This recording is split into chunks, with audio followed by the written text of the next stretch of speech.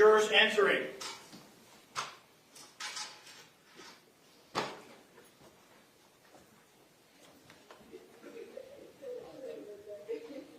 Ladies and gentlemen, welcome back. Come on in. Ladies and gentlemen, welcome back. Come on in. Once you're back in those same seats, you may be seated. All the parties may be seated. Ladies and gentlemen, those of you using the notepads, I will give you a moment to get the notepads back out.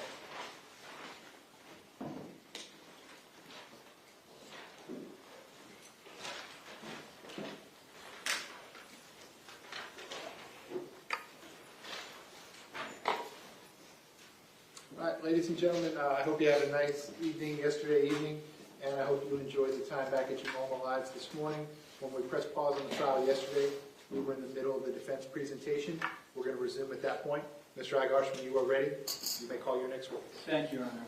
The defense calls Ruby Harris. Ruby Harris.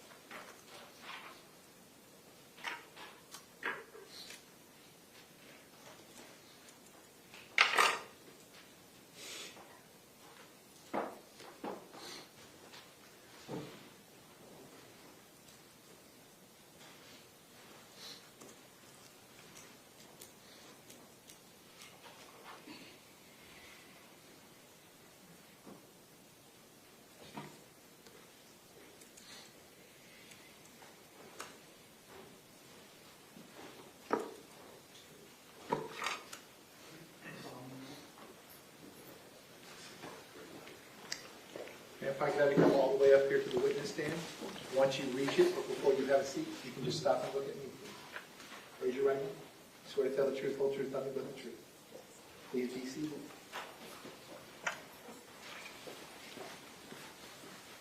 And once you are seated, if I can get you to scoot that chair all the way forward as far as it will go, can you please state your full name and spell your full name?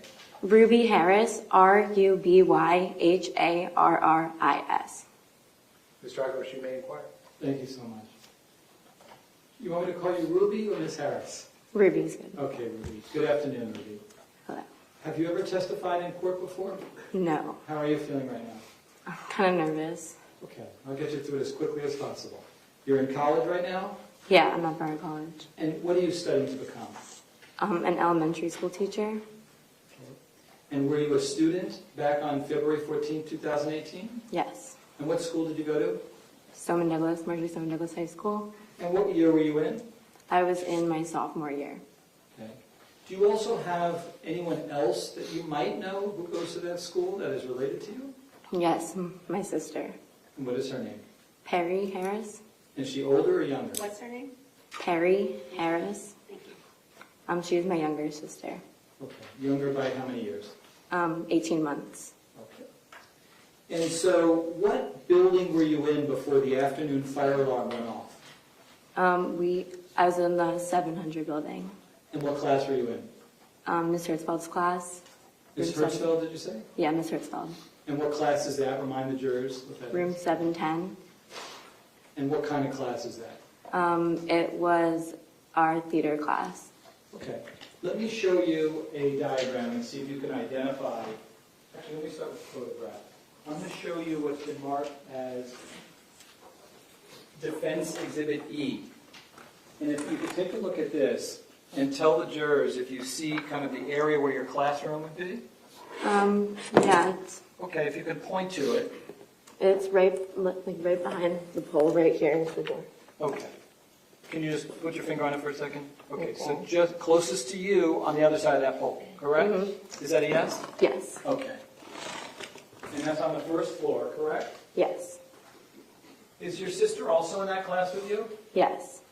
And what were you doing right before the fire alarm went off? The class was rehearsing for the upcoming musical, and I wasn't in it, so I was sitting on the side doing classwork and just watching. Okay. Did anything unusual happen? The fire alarm went off for the second time. Meaning it had gone off before? Yes, And when did it go off before? during second period. All right. Was that in the morning time? Yeah, that morning. All right. Let's talk about the one that happened in the afternoon, right? Was this right before you guys were going to be let out for the day? Yes. All right. Tell the jurors what happened. You hear the loud noise, right? Yeah, we heard the fire alarm go off, and then when we left the classroom, I walked outside and I heard just 3 really loud bangs, and then my entire class ran back inside, and I followed my class, and we all just ran back in. And Okay. Let me just slow that down for one moment. Let me show you the photo again. Describe to the jurors, do you have a set path that you're supposed to take when you have a fire drill? Yes, we do. Okay. Show them where you were supposed to go had you made it all the way. So if your classroom is here, if you can track with your finger where you're supposed to walk. We were supposed to go all the way towards the senior lot, right down there. I'm not sure what path we were supposed to take which Okay. way, but our location was back there by the. Do you know whether that's east or west? I'm It's not hard, sure. I know. Let me just say this. Is that in the opposite direction of the football field? Yes. Okay. So you're walking towards that area, and then do you know about how far you got before you heard shots? Probably over there, in the middle. Okay. So it's somewhere in the grass area? Yeah. And when you heard the shots, did you see anyone else as you looked east? No, no. Okay. Did you ever see either my client or Mr. Greenleaf? I saw, I don't know where exactly I saw it because everything was just so quick. Yeah. But I did see a golf cart, and I feel like the golf cart, somebody was on there telling us go back inside, or like something told, like something was telling us like it was dangerous or something. We should go inside. Okay. By the way, what I'm asking from you, did you ever have a chance to speak with any law enforcement officer in the past and give them this information? Yes, somebody came to my house. Okay. And do you remember offhand who that was? I do not. Okay. If I showed you your statement, would that refresh your recollection as to who it was who interviewed you? Yes, I would.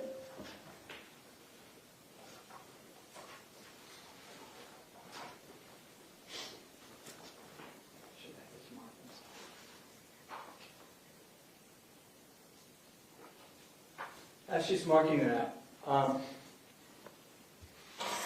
do you remember also when this was? How long after the February 14, 2018 shooting was it that someone came to your house to interview you?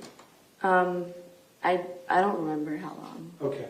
And would looking at your statement refresh your recollection? Yes, that would. Okay.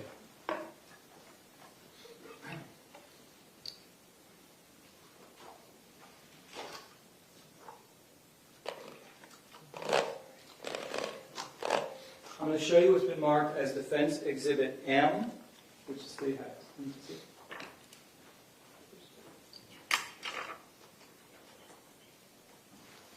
Is that Animal Mary? Yeah. If you could take a look at this and let me know if that refreshes your recollection as to who it was who questioned you. Yes, Inspector Keith Riddick. Keith Riddick. Yes. And do you remember what day he came out to interview you? I don't remember, but on here it says it was on September 6th of 2018. September 2018. All right, thank you.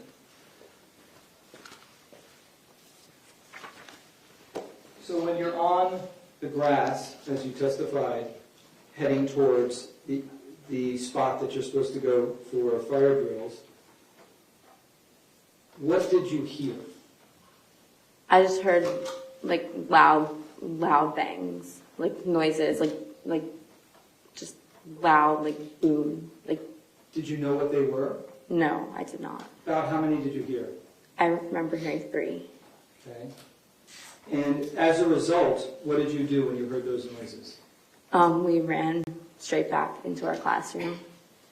And then what did you do? We went into the closet And then how long did you stay in the closet? for 2 hours, like around there. Okay. Let me just finish with a couple questions about the sound, okay? When you heard those sounds, did you know right away that they were gunfire? No, Did you know where they were coming from? no. Where did you think that they might be coming from? Like just somewhere straight ahead of us, like the senior lot. That's where I thought. Can you repeat that? I don't hear that well. In the senior lot, like straight ahead of us. Okay. Let me just show you a map and see if you can identify where it is that you thought the sounds might have been coming from. I'm showing you what's been marked as Defense Exhibit F. Just take a moment, just look at this, okay? If this is the 700 building, that's the 1200 building, okay? Can you identify where it is that you thought the sounds may be coming from? Like here, like anywhere in like this area, like somewhere. Like I could have been anywhere. Okay. Over there. You can't narrow it down, can you? We didn't even know. And when you say here, it looked like, I don't know what words you mouth. Did it look like you were gesturing towards the senior lot? Yes. Up here, above the 13 building? Is that where you were gesturing? Yes, like everywhere past like the senior lots. Could you swear it was from that area, or it could have been multiple other areas as well? I mean, we didn't know, but like Okay. it just sounded like it was coming straight ahead in the senior lots, like straight ahead of where we were. So that's what I thought. Did you ever think the sounds that you heard were contained in a particular building? No, Did you ever think that those sounds were coming from the 1200 building? no. I thank you for coming in. I wish you the very best in your profession. Okay, cross-examination, go ahead. Parody. So how old were you when this happened? I was 16. So you were 16 when you suddenly were put in a situation where you heard Yes. these sounds, correct? Can you explain for the jury how loud they were? It was very, very loud, like really loud, like maybe like sounded like a firework went off, but it was just like really loud. And you were able to determine in that moment that from the 700 building, you knew that the sounds were coming from in front of you, north of you, correct? Yes, And it was an African-American man that waved you to safety, correct? I think so. I don't remember fully. Would a copy of your statement help refresh your memory? Yes.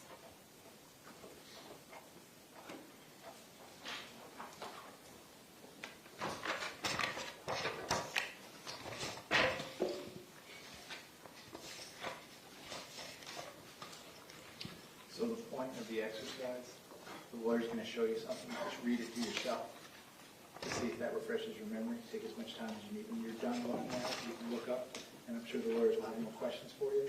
What I don't want you to do is read out loud from the document, okay? Just read it to yourself, and then when you're done, they'll ask you some more questions. Okay. May I approach, Judge? Yeah, go ahead. And for court and counsel's records, it's page 2. I'm going to direct you to line 29, if you could please just read that quietly to yourself. And then just look up at me when you're done.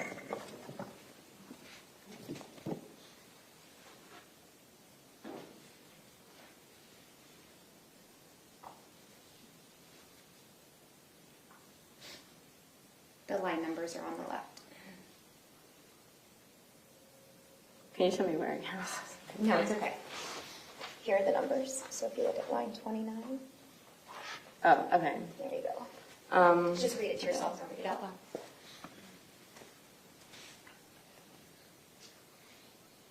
Oh, so I don't know who it was, but I just thought I saw somebody, like I thought I saw an African American man on a golf cart. That's what I thought I saw, but I don't know where. I just remember seeing that. Do you remember while you were at school ever meeting a man by the name of Mr. Greenleaf?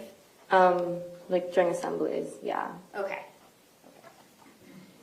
The person that waved you to safety was not the man sitting at that table, correct? I don't know. I don't think. Now, the sounds, you said they were coming from the senior lot. Is the senior lot parallel to the 1200 building? Yes. Okay. And you've explained in the past that after you heard those first 3 loud bangs that you then retreated into a closet, correct? Yes, we did. And you stayed inside that closet, inside the classroom, inside the 700 building for the remainder of that time period. Yes. Now, during active shooters, students have their role that they're assigned during Code Red, right? They're supposed to get down, hide, lock the classroom doors, correct? Yes. And teachers have their roles, correct? Yes. And you'd agree that the point of that is that you're to stay put until the police arrive, correct? Yes. Anything else? Based on that, any reading? This one, yeah. Go ahead. The prosecutor asked you if the lot, the senior lot that you were referring to, runs parallel to the 1200 building, right? Does it also run parallel to the 13 building? You were pointing up here, correct? Yes. All right. And is that north of the 1300 building? Yes. This senior parking lot, how would you describe it? Would it be a small No, lot? it's very, very, very big. It's pretty big. And does it also extend all the way around and in front of building 800? Yeah. Okay. And the area that you were indicating earlier was to the north or up on top of the 1300 building, correct? Yes. Just And- everywhere, like straight ahead of where we were. Like could have been anywhere north of us. Okay. Thank you. Nothing further. Based on that, any recross? No, Judge. Ms. Drybush, is the witness excused? Yes. All right, you may step down. Thank you very much. While she is doing that, defense, you may call your next witness. The defense next calls Perry Harris. Perry Harris.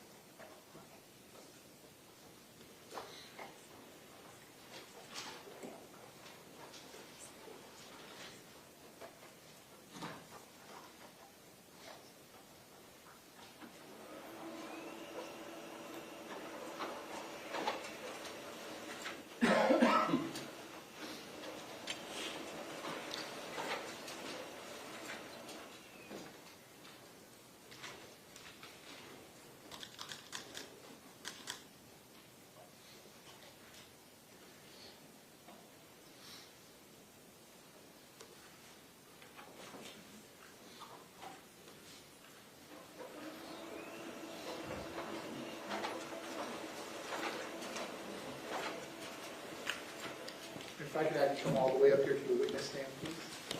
Once you reach it, or before you have a seat, you can just stop and look at me, please. Raise your right hand. You swear to tell the truth, whole truth, nothing but the truth. Yes. Please be seated. And once you are seated, I'll get you to scoot that chair all the way up forward as far as it will go. Can you please state your full name and spell your full name? Perry Harris, Periharris. Mr. Aguilar, you may inquire. Thank you so much. Good afternoon, Ms. Harris. Do you prefer to call you Miss Harris or Perry? Perry's fine. Okay. Perry, are you currently in school? Yes, I go to the University of Tampa. And what are you studying? I study musical theater with a minor in public relations. You want to get to Broadway? Is that Yeah, that's the goal. okay? And what year are you in? I'm going to my junior year. And who is this gal named Ruby Harris? Ruby's my sister. Older, younger? Older. Did you guys go to school together? We did, yes. Where did you go to school? Marjory Stoneman Douglas High School. And back on February 14, 2018, what year were you in? I was my freshman year. And your sister? She was a sophomore. And what class were you in when the second fire alarm went off? We were in Miss Hertzfeld's class. And how many people approximately are actually in that class? It was a big amount of people. It was like 60. Okay. That's not normal, right? There's usually not that many people in the No. class, right? Yeah, that was a big class.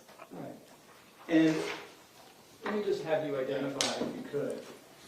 Do you remember which floor that was on? The first floor. And if I showed you a photo, would you be able to identify which classroom you're in? Yes. Okay. I'm showing you what is Defense Exhibit E. Take a look at that and show us where your classroom is located. Right here. Okay, just to the side of the pole, Yeah. closest to you? Is that a yes? Sorry, that Yes, taking sorry. it down. Yeah. Yeah. Perfect. Okay. So I'm going to leave this up there. Okay. The fire alarm goes off, and what happens? So we were rehearsing, and Miss Hertzfeld, it was weird because it was the second one of the day. So we kind of waited a little bit, but then we went outside. I don't have a full exact memory of exactly what happened. I don't really recall exactly how far it went, but according to the video of the surveillance footage, I know. We walked to the grassy area. Okay. Show me where it is that you walked. When you say grassy area, is that the grass area right outside your room? Yeah. Maybe there, Okay. somewhere over there. Okay. And this is pretty close. Can you show us where the 1200 building is? Yeah, right here. Okay. It's right across. Your classroom faces the 1200 building, correct? Correct, yes. And what happens when you leave for the fire alarm and you get to the grass area? What happens? We got there and we heard loud bangs, and so we all ran back inside. And did you know what those loud bangs were? No. I'd never heard anything like that before, so I didn't really know. And we'll discuss in a moment what you thought and where you thought they were coming from. But what do you do as a result of hearing those loud bangs? We ran the other way, back inside. And then what did you do when you were in your classroom? We ran into, some of us, I was in the back closet, and then the other people were in the office. It was only, 10 people in the small closet, and then the rest of everyone else was in the office room inside the class. And then Hertzfeld brought everybody into the closet. Okay. What you're telling us here today, have you ever sat down with a law enforcement officer to give testimony, sworn testimony? Yes. And do you remember where that occurred? It was in my house. All right. And was your sister present? She did it as well. She was in the house, yeah. Okay. And do you remember offhand the name of the law enforcement officer who interviewed you? I know it was Keith, but I don't know his last name. Okay. If I showed you your statement, would that refresh your recollection as to the last name of that Yes. person? All right, I'm showing you what's been marked as Defense Exhibit N. You take a look. And also let us know the date, well, if you remember the date as well, I'm going to ask you about that. But just, who was the agent who was there? Keith Riddick. Okay. And you answered all of his questions, correct? Correct, yes. And you remember he swore you in under oath to tell the truth, whole truth, nothing but the truth, correct? Mm-hmm. And Yes. Is that yes? Sorry. I didn't tell you. That noise she can't write down. Mm-hmm. Is that a yes? Oh, yes. Sorry. Okay. Let me have that back. Thank you. Do you remember the date that he came out? I know it was when I was a sophomore. It was, I think, the beginning of September. Okay. And everything that you're telling us, this is what you discussed with him, correct? Yes. And so I want to now go back to when you heard the loud bangs as you're there by the 1200 building right outside your classroom, right? Mm-hmm. Where Yes. did you think those loud bangs were coming from? I thought it was the football field or Westglades, the middle school. Okay. Let me just show you a map. Mhm. If I showed you a map, would you be able to identify where you think you heard the sounds coming from? Yes. Take a look. You see 700 building is there, 1200 buildings Yes. just north of that. Where did you believe that the sounds were coming from? There. There's the You're ball. pointing up there, the football field? Yes. Okay. Did you think that the sounds were coming from inside or outside? Outside. Or I mean, I thought it was a football field, so outside, yeah. Okay. And did you ever think, obviously you said football field, but I have to ask the question, did you ever think it was the shots were coming from somewhere contained inside some particular building? No. That's not what it sounded like to you, correct? Okay. And did you ever think for a moment as you're standing there, and even upon reflection, wow, those sounds sound like they're coming from inside the 1200 building? No. That never occurred to you, right? Mm-mm. Is that a no? No. I'm so sorry. No. Perfect. Thank you so much, and good luck to you. Thank you. Okay, cross-examination, go ahead.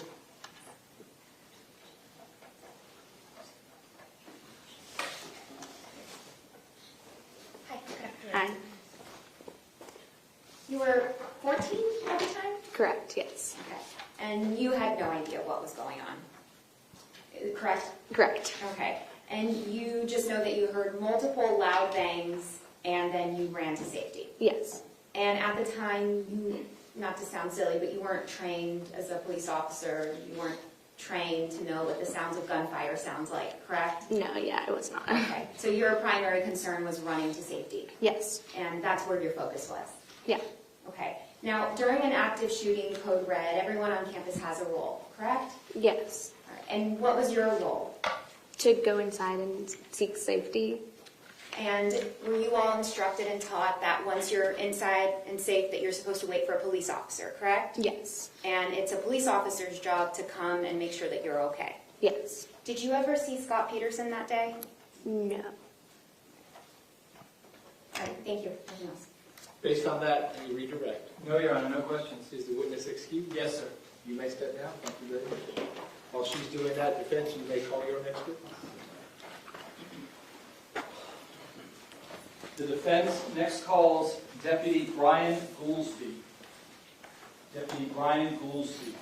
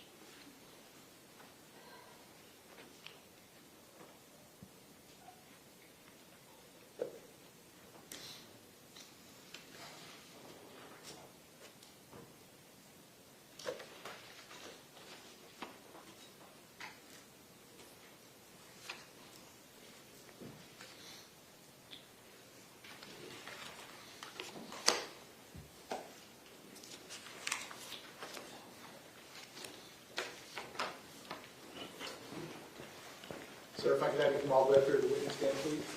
Once you reach it, before you have a seat, if you could just stop and look at me. Raise your right hand. You swear to tell the truth, whole truth, nothing but the truth. Yes, I do. Please be seated. And sir, once you are seated, if I can get you to scoot that chair all the way forward as far as it will go, please state your full name and spell your full name. Brian Goolsby, BrianGoolsby. Mr. Aguilar, you may inquire. Thank you. Good afternoon. It's sergeant now, right? Yes, it is. Okay. How long have you been a sergeant? I was promoted in August of 2000. So it's been 2000? I'm sorry, 2020. 2020? 2020, yes, sir. Got it, okay. And who do you work for? The Broward County Sheriff's Office. That's the same agency that my client used to work for, correct? Yes, it is. All right. And where do you patrol? I'm currently assigned to the Central Broward and Lauderdale Lakes District on the midnight shift. And do you supervise any officers? I do. Tell the jurors about your responsibilities. What do you do?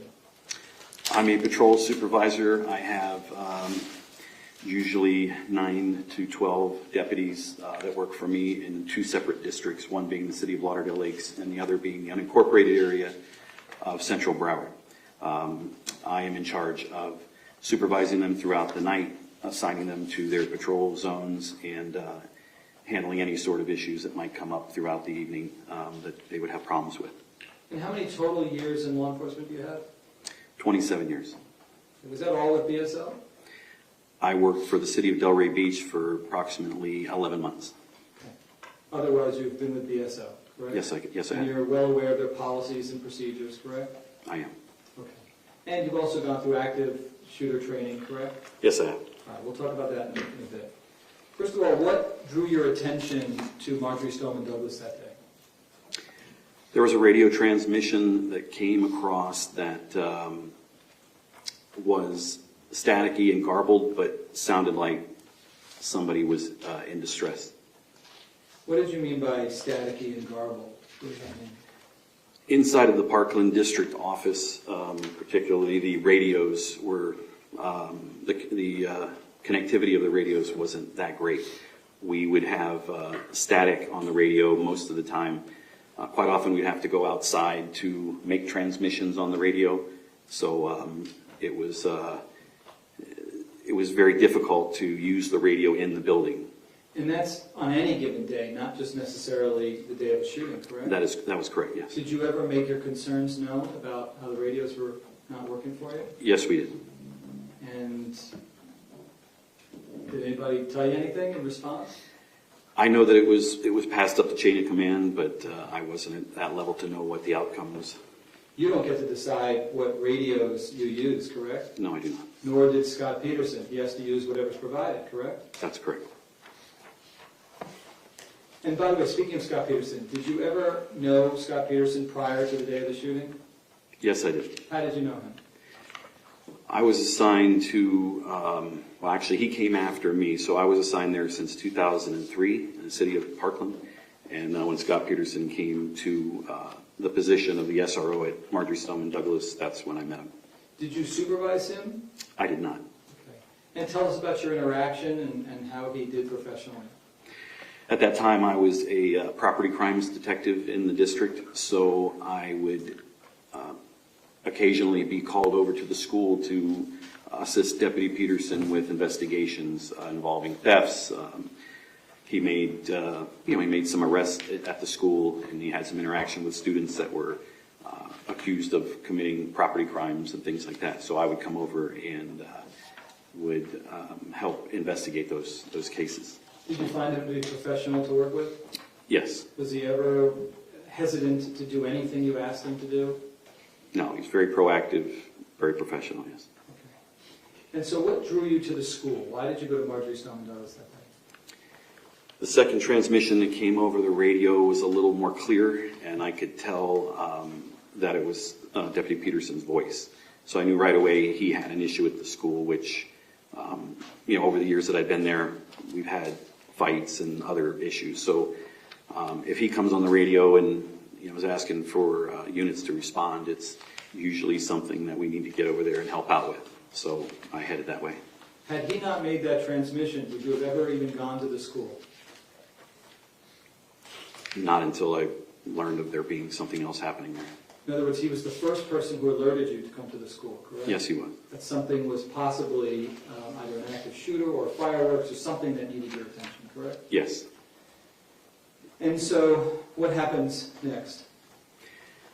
I get out to my vehicle, I hopped in and took off towards the school and drove to the north side of Douglas High School. Are deputies trained when they think that there's even possibly shots fired to get on their radios immediately and report that? Yes, No one's ever instructed to delay reporting that, correct? no. And so what happens when you get to the school? How long did it take you first to get there? It, maybe a minute and a half or so to get to the school. Once I got there, I exited, put on my vest, grabbed my rifle, and I ran towards the west student parking lot gate to try to enter into the school. And why do you wear a vest, bulletproof vest? Stops bullets. It's ballistic protection. It keeps, we hope that it'll stop rounds being fired at us. And what happened next? As I was running west down the sidewalk, I heard a series of gunshots, or what I believe were gunshots. And how many did you hear? I believe I heard 5. And where were you? If I showed you a map, are you able to tell us kind of where you were? Yes. All right.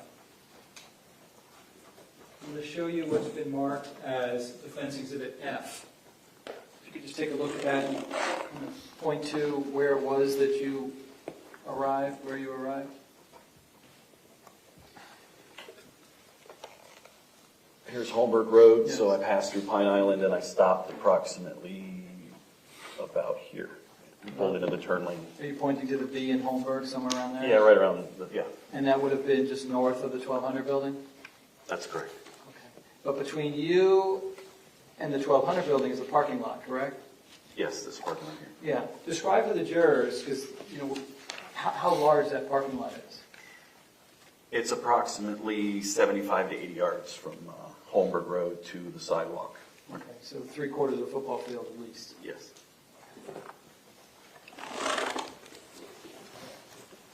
And were you by your vehicle when you heard these shots, or had you moved? I was about midway between my vehicle and the west gate. Okay. And you said you heard about 5 shots? That's correct. And did you identify them as shots right away? There was a possibility it could have been fireworks, but it was leaning more towards it being gunshots. Okay. And where did they sound like they were coming from? It sounded to me that they were coming from ground level in between what appeared, or what ended up being building 1200 and 1300. Okay.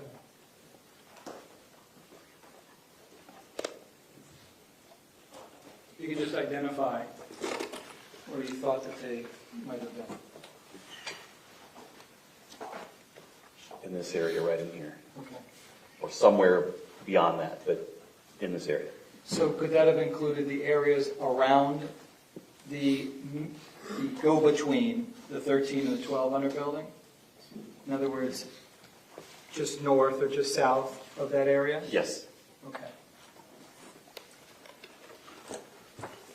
How wide of an area were you considering? If you kind of narrow down, what was the best you were able to get? North of me, further out from me, it could have been 200 to 300 yards, and to the west it could have been, to me it didn't seem like it was quite to the football field. So it was in between the west end of 1200, possibly further into the school, and then to the west of about the football field. All right, so just, if we did it north, how far north could it possibly be in terms of yards, ballpark? It could have been as far as the other end of the school. I couldn't, the depth of it, I really couldn't perceive. So is it fair to say then you're saying it could have been hundreds of yards in any direction?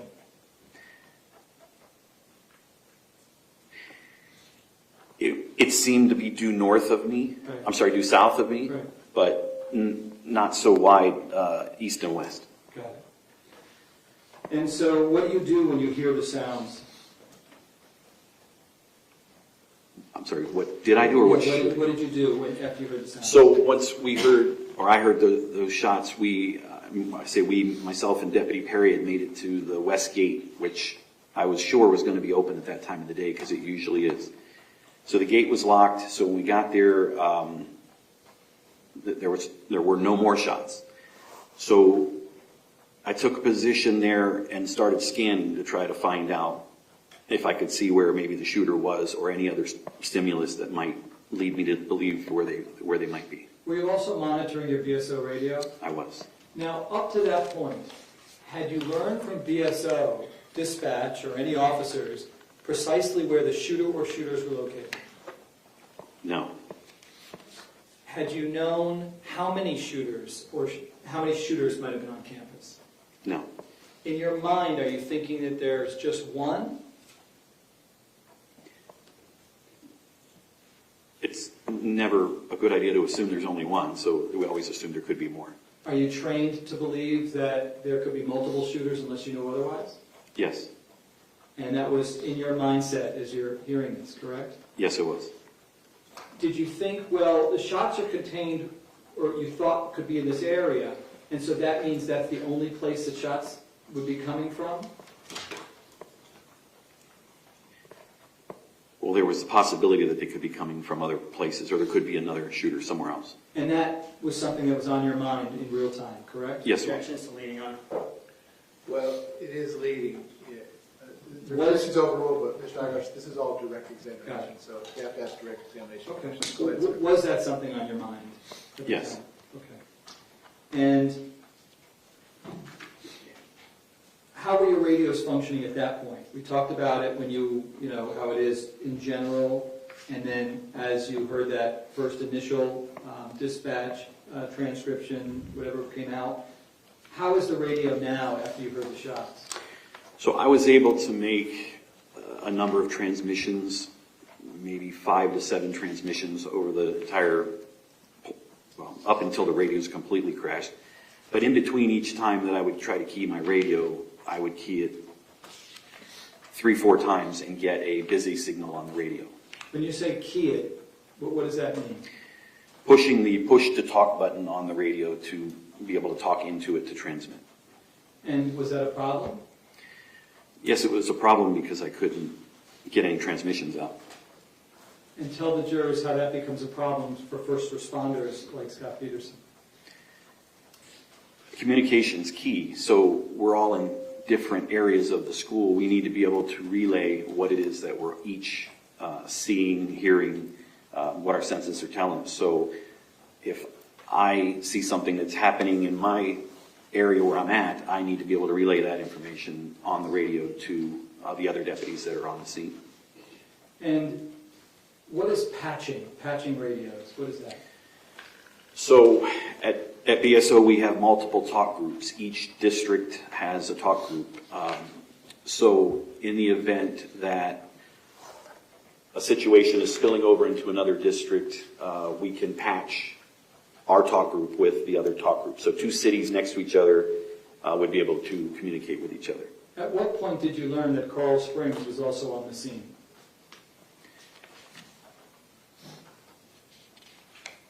When I reached up, I made my way up to building 13, I saw the Coral Springs officers running up behind me. Did you believe that BSO's radios were patched with Coral Springs radios? No, I do not, or I did not. Did you know at the time whether the 911 calls made from cellular phones were going to Coral Springs or going to BSO? I wasn't aware of any 911 calls. And so what happens? You mentioned you met up with Deputy Perry, That's correct. and what happens next? So the 2 of us, we kind of scanned for a minute to see what we could, ascertain from looking into the school. There was 2 students that were coming across the parking lot to the northeast. They had their hands in the air and they were yelling active shooter. So we tried to engage them with, where's the shooter? What's he wearing? Where did you see him last? And they just kept running. So you didn't get any real-time intelligence? Did not. And by the way, I didn't ask you, but when you heard the shots, like you did, how close were you to the 1200 building, approximately? I was still on the sidewalk, so it's about 80 yards. Okay. And what do you and Deputy Perry do after you attempt to get real-time intelligence from students who did not provide anything to you? Well, there was another student that appeared to be injured on his leg, and he was being helped by an adult that turned out to be a Coral Springs off-duty officer. They were making their way to the west. He was asking us to help. I think his name was Kyle. He was telling us to help him. We were asking him, did you see the shooter? Where's he at? And we're getting nothing back. I knew there were deputies to the west, so I told him to keep moving to the west and they could help him out. Okay. And what's the next thing that happened? So the gate was locked. We contemplated, I was thinking, go get my car, drive through the gate, climb over the gate. It's a 6-foot fence, which would have made us very vulnerable and exposed had we tried to climb over it with the shooter, not knowing where the shooter was. Moments after that, I realized I have a key on a keychain that actually opens all the locks to schools. You just mentioned that you thought you might be vulnerable and exposed as you're climbing over a gate. Tell the jurors why you felt that.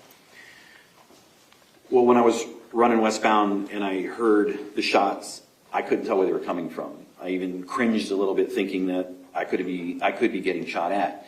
So when I got to that point at the gate, we couldn't see a shooter. We didn't know where he was. The shots had stopped.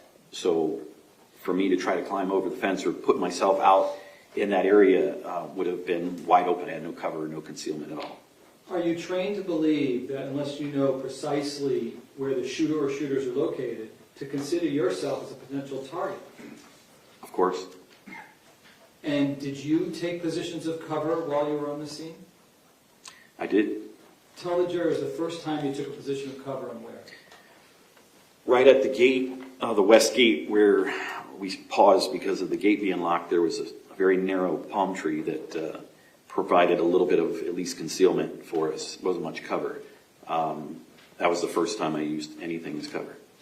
Would a solid concrete wall serve as better protection if there was one available to you? Better than the palm tree, sure. Okay. Were there any other times that you took positions of cover while you were on the scene? Once we made our way through the gate, we unlocked the gate and made our way through, we entered the parking lot. I went to the right, Deputy Perry went to the left, and I used a row of cars as I moved southbound towards the school. I used a row of cars as at least some cover and concealment because I didn't know where the shooter was. Okay. And what happened next? Made my way up to the last car, and I had to traverse an open area, open space between the last car and the building, the side of the building, and it was Building 13. I knew it was Building 13 because there was a placard that said Building 13. So once I made it up to the corner of that building is when I saw Mr. Feist. And if I showed you a photograph, would you be able to identify where you saw Coach Feist? Sure. Did you know then which side of the 1200 building it was? I'm Where sorry. you saw, let's just start here. Take a look at Defense Exhibit 1. Where did you see Coach Feist? He was laying right outside the store, right here. Okay. He was outside of the 1200 building, correct? Yes, right here. All right.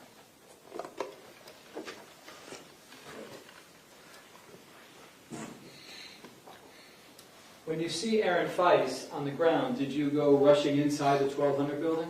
No, I did not. What happened next? I announced on the radio, I was able to get through on the radio and said that there was a student down outside the building. I knew it was him, but I didn't want to put his name over the radio. So at that point, there were Coral Springs officers that were coming up past me and continued on up to the 1200 building. Did there ever come a time where you felt that Coral Springs police officers had more information than BSO? It became pretty clear at that moment that they knew more than I did. And how did you know that? Just from their actions? Well, because they went directly to the 1200 building. I was still checking the 1300 building. I was with another Coral Springs officer that came up behind me, and I was peering into the windows because I didn't want to pass by him. Doors are something that we train to check. We don't want to pass by doors without making sure we've checked them, because you pass by a door and someone can pop out behind you. So I was looking in the windows of building 13 to see if anybody was inside. It was pitch black, I couldn't see. I checked the second door, and then I told him, just kind of keep an eye on the doors in case somebody pops out. Because at that point, I had to make a decision where to go from there, because I see Mr. Feist, and I don't have any more stimulus as far as any kind of shots being fired, or shell casings, or blood trails, or people telling me, they're injured or anything like that. Even when you see Coach Feist on the ground, and you see Coral Springs officers going into the 1200 building, did you ever think, okay, so now I know there's one shooter in the building killing people in that building? Did you ever think that? No. How come? There was nothing that, in my mind, that was indicating that. I had no stimulus. There was no evidence that anything was going on inside that building at that moment. Other than them thinking that they knew with certainty that there's a shooter inside the 1200 building, why else would they have been going into that building, would you have thought at that moment? Objections to speculation. Yeah, that's his thing. What were you thinking in that moment as they're going into that building? I was thinking that we had some sort of a shooting go on. We had a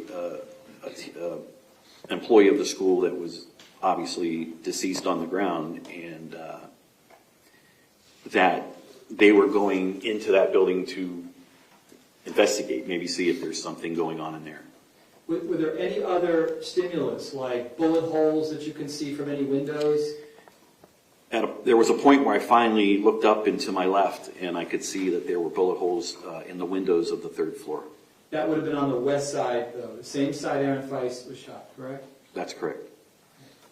And at that point, when you see the bullet holes, do you say, okay, now I need to run into the 1200 building? No, I couldn't tell if they were going into the window or coming out of the window. So I did mention to the Coral Springs officer, hey, we got to keep an eye on that window. I made sure I had some sort of cover between me and those windows. My thought process at that point was that the shooter could have advanced into the school to the south or to the west. Did you also possibly think that there could be a shooter or shooters on any of the neighboring roofs? That was a possibility. In front of me was a balcony. I don't know if it's a 700 or 800 building. It was a 2-story building with a balcony that I was concerned about, that if there was a shooter up there. There were bushes in front of me across about 30 to 40 yards away from me that would have given the shooter concealment. So I was very concerned at that point that the shooter was on foot somewhere in the school and was potentially going to be a threat. So as officers were coming in behind me and going to building 1200 and moving up to where I was, I took the job of securing that area. Pointed my rifle down, scanning, making sure that nobody popped out. And when you did that, after seeing Aaron Feist on the ground and seeing the officers go in, you're doing that from a position of cover, aren't you? Yes. How come? There was a lot of area in front of me that a shooter could have been hiding. So I couldn't see all of that area at the same time. So by having some cover, if he did start shooting, at least I would have somewhere to use as cover concealment and to return fire at him. And while you're in that position of cover, are you looking and scanning all around? That was my job at that moment, was to protect anybody that was coming up behind me and to hold that position in the event that the shooting either started coming our way, or if there was more shooting in the school, that we could advance towards it. And aren't you trained to continue to scan and look if you're not sure where the shooter or shooters are located? Yes. And did there come a time where you tried to convey over your BSO radio that Aaron Feist was down on the ground? I'm sorry, can you say that? Repeat that. Did there come a time after you saw Aaron Feist, did you think that he was dead? Yes. Okay.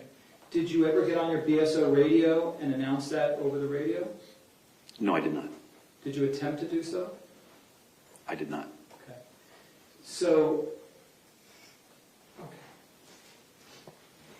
And what's the very next thing that happened? There were Coral Springs officers that came out of Building 1200 with Mr. Hickson, and he was obviously had been shot. So while a BSO deputy, Volpe, and a Coral Springs officer, I don't know, they loaded him onto a golf cart and they took him over to Pine Island Road where fire rescue was. Did you ever go into the 1200 building? So after a period of time, it started occurring to me that this guy is no longer, the shooter's no longer here, that he'd left. How did you know that? Just a hunch. There was no more shots being fired. There was no other stimulus to believe that he was there. But BSO radio, did you ever hear anything over the radio saying, it's all clear, the shooter's gone, you're safe? No. That didn't come till, did you ever hear that? Well, eventually, when they watched the video, we found out that he'd fled the campus. But up to that point, you still don't know, correct? I didn't know for sure. I just believed he was possibly gone. And you're still monitoring your radio, correct? Yes, I am. Were there times that you heard my client talking over the radio and saying things? Back before I even made it to Building 13, Deputy Peterson had asked the question if, well, even further back than that, it was when we mentioned that we had the student shot. We did get that over the radio when the young man was shot in the foot. That the question to us from Deputy Peterson was, does he know where the shooter is? You heard my client ask that. Yes. And you knew that was his voice, correct? Yes. What did that mean to you as you're hearing him say that? It meant that we didn't know where the shooter was. Okay. And by we, did you think that Deputy No, that Deputy Peterson didn't know where the shooter was either. Okay. And is there anything else you heard him say that you recall?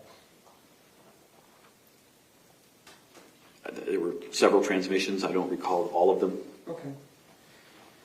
And I do want to ask you about how you were feeling through this all. How do you feel today? You're calm in this courtroom, correct? Yes. Is this how you felt during this shooting? No. Describe for the jurors how you felt during this horrific, abhorrent day. The first thing that I can recall was as soon as I got into my vehicle, I felt the tunnel vision kind of taken over. I could feel the adrenaline. My heart rate shot up. My breathing went faster. I drove as fast as I could down Holmberg Road. I actually blew through the red light at Pine Island. Thank God the other deputy coming from my right stopped because we would have crashed. But I made it through the light. When I got out of the car, my hands were shaking. And that's a common feeling that I get when my adrenaline's that high. So put on my vest, grabbed my rifle, ran down the sidewalk. Running down the sidewalk, my legs felt like they weighed 300 pounds. They just trying to run as fast as I can, and it just, all the blood is leaving your legs and going to your core. That's what happens when you have an adrenaline rush like that. At some point, I remember trying to talk on the radio and dry mouth. Like I could hardly talk because that was the effects of the adrenaline. The auditory exclusion, driving, I can't remember hearing any transmissions over the radio from the time I got in my car till I got out of the car and was running and heard the shots. I don't recall hearing anything. So, the adrenaline and it's terrifying to hear that sort of a call on the radio. So it has a physiological effect on you. And you can't you're a 27-year veteran. It affected you like that, correct? Yes. You can't just train those physiological responses away, can you? Objection, Leading Honor. Yeah, that's sustained. Can training take away those physiological reactions? There's no training, but experience and being subjected to that sort of thing on a more frequent basis tends to lessen the effects. Okay. You still felt the effects, though, correct? That day I did, sure. Was this anything like you had experienced in the past? No. How so? I've never experienced anything quite like this that day. Okay. And ultimately, You never went into the 1200 building, correct? There was a point where the curiosity got the best of me. I went and I did open the door to look into the hallway, and when I did, there were 3 or 4 officers coming towards me from east to west with rifles pointed in my direction. So I closed the door and moved back to the position I had before that. What were you thinking? What was your concern? Well, that if I stood there with the rifle pointed at them, I could be very well shot by the officers that were at the other end of the hall. Okay. Sergeant, I thank you for coming in. Okay, cross-examination, go ahead.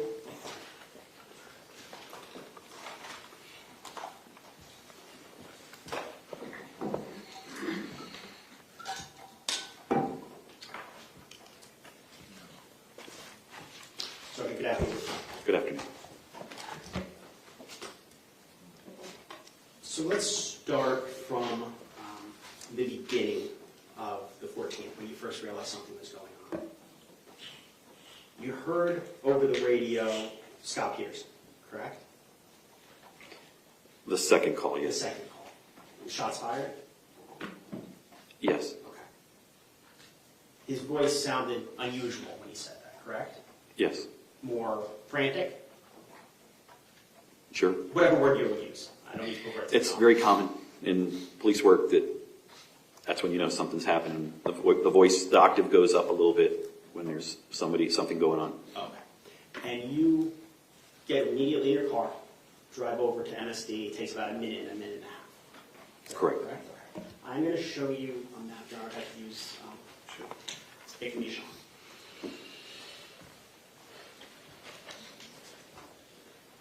Sergeant, I'm showing you what's in evidence as states 1. And you can actually, it's a touch screen, so you can actually just touch the areas with the annotator the judge is about to turn on. That's new.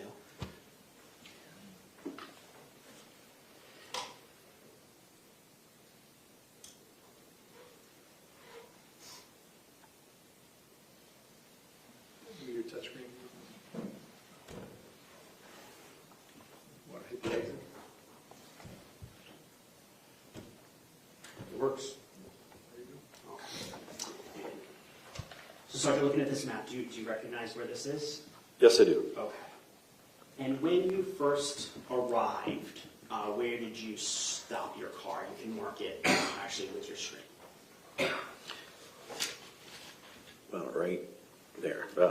It's actually on the other side of the street, but So on the north side of Holmberg, there's 2 different roadways that exit up to Holmberg from the campus, correct? correct. You stopped the east one or the west one?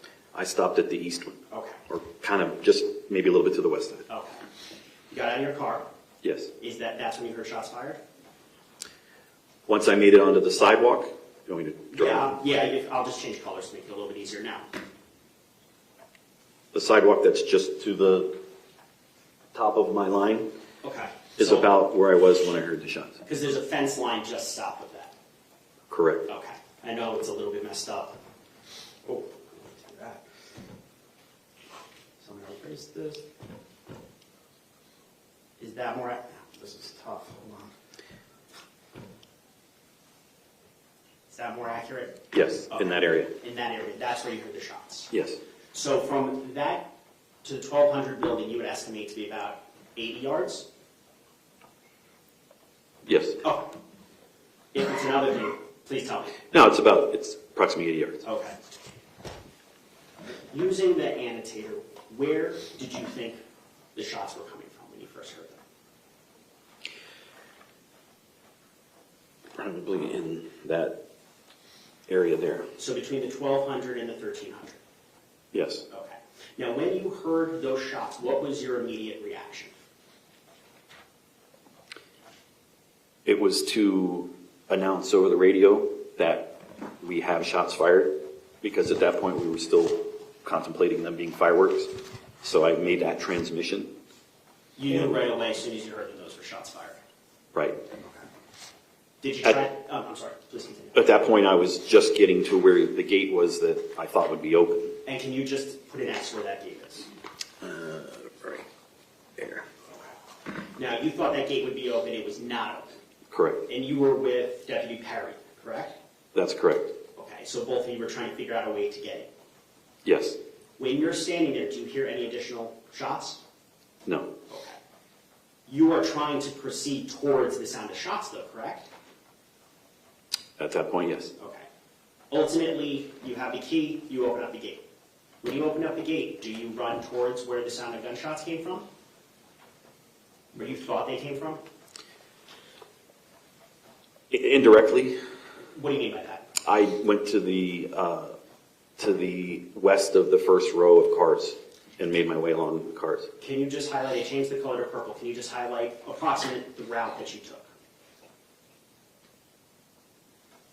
And then where did you ultimately end up? I ended up, well, stopped there to, again, try to transmit on the radio. You're heading towards that circle, though, where you think the shots are fired, correct? Yes, So you're, based upon your training, you're moving forward, you're taking proactive action to figure out where these shots are coming from. yes, You transmit over the radio, something, shots fired. when I was out of the street, yes. Okay.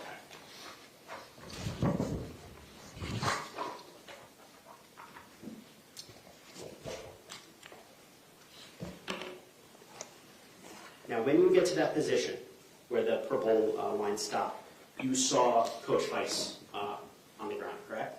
Yes, Now, you transmitted over the radio over dispatch that a student was down, correct? yes, You knew it was Coach Weiss, but you were just trying to protect his identity, correct? yes, I was. Okay. And that transmission was received by dispatch. It was. You received responses in regards to what you had just said, correct? I believe the dispatcher repeated what I said, yes.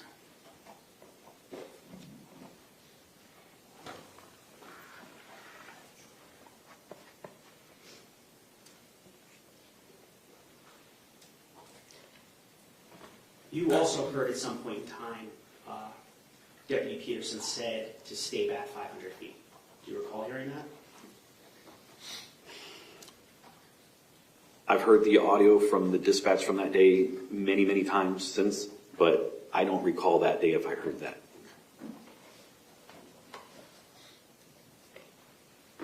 You don't recall, but regardless, you ran. You didn't stay 500 feet back, correct? You ran towards the action, correct? Yes, I did.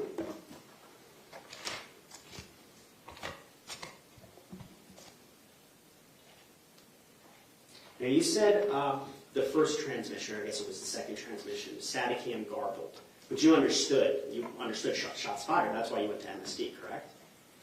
Well, the second transmission I could tell was Deputy Peterson's voice. Okay. And what he had said on the second transmission was a little more clear about what was going on. I think that was when he said shots or firecrackers. Okay. So I just started going to the school. You were, my question really is, you were able to understand it. That's how you knew to get over there. Yes, And you also, on direct examination, were stated that you go outside sometimes to make transmission because the radios work better outside. that's correct. And that's a known thing in Parkland with DSO, that if there's an issue with the radio, you can go outside and it'll work better. Yes, Now, you said that you heard 5 shots, correct? that's correct. Not 2 or 3? Fairly certain it was 5. And you were about 80 yards north of the 1200 when you heard those shots, right? Approximately? Yes, Now, the defense, I'm going to take this off. The defense asked the possibility of 100 yards west, 100 yards east, different areas. You knew pretty certain, at least the general proximity, the circled area that I just erased, but the circled area between the 12 and 1300, right? from my perspective, being on the sidewalk, that was the direction that I believe the shots were coming. So your perspective from 80 yards away was, Unobstructed, nothing in between me and what ultimately ended up being the area he was shooting from. There was nothing to obstruct the sound. So yes.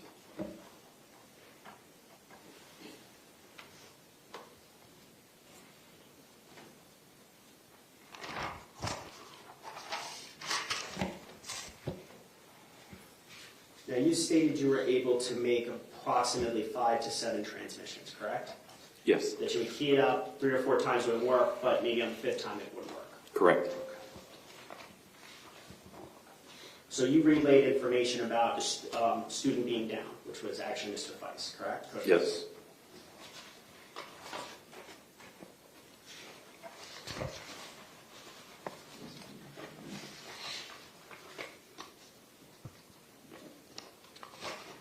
You relayed information that definitely have shots fired. Yes, Information that we need to get in there to find this guy. Something to that effect. yes, And all those transmissions worked over the radio, correct? when it worked, yes. Now, when you were with Deputy Perry and students were yelling active shooter, approximately, if you could mark on the map, where were you? I was at the gate. Now, when the students were yelling active shooter, you proactively were asking them questions to try to gather more intelligence, right? Yes, And what's the purpose of that? to gain more intelligence, find out where the shooter might be. So you proactively saw students and yelled at them, trying to find information. Yes, And when you saw the student who was shot, once again, another student, you asked questions to try to gather intelligence from him as well. yes, it did. And you stated under direct examination that you thought you either were or could be shot at, correct? Yes, That's why you didn't scale the fence. right.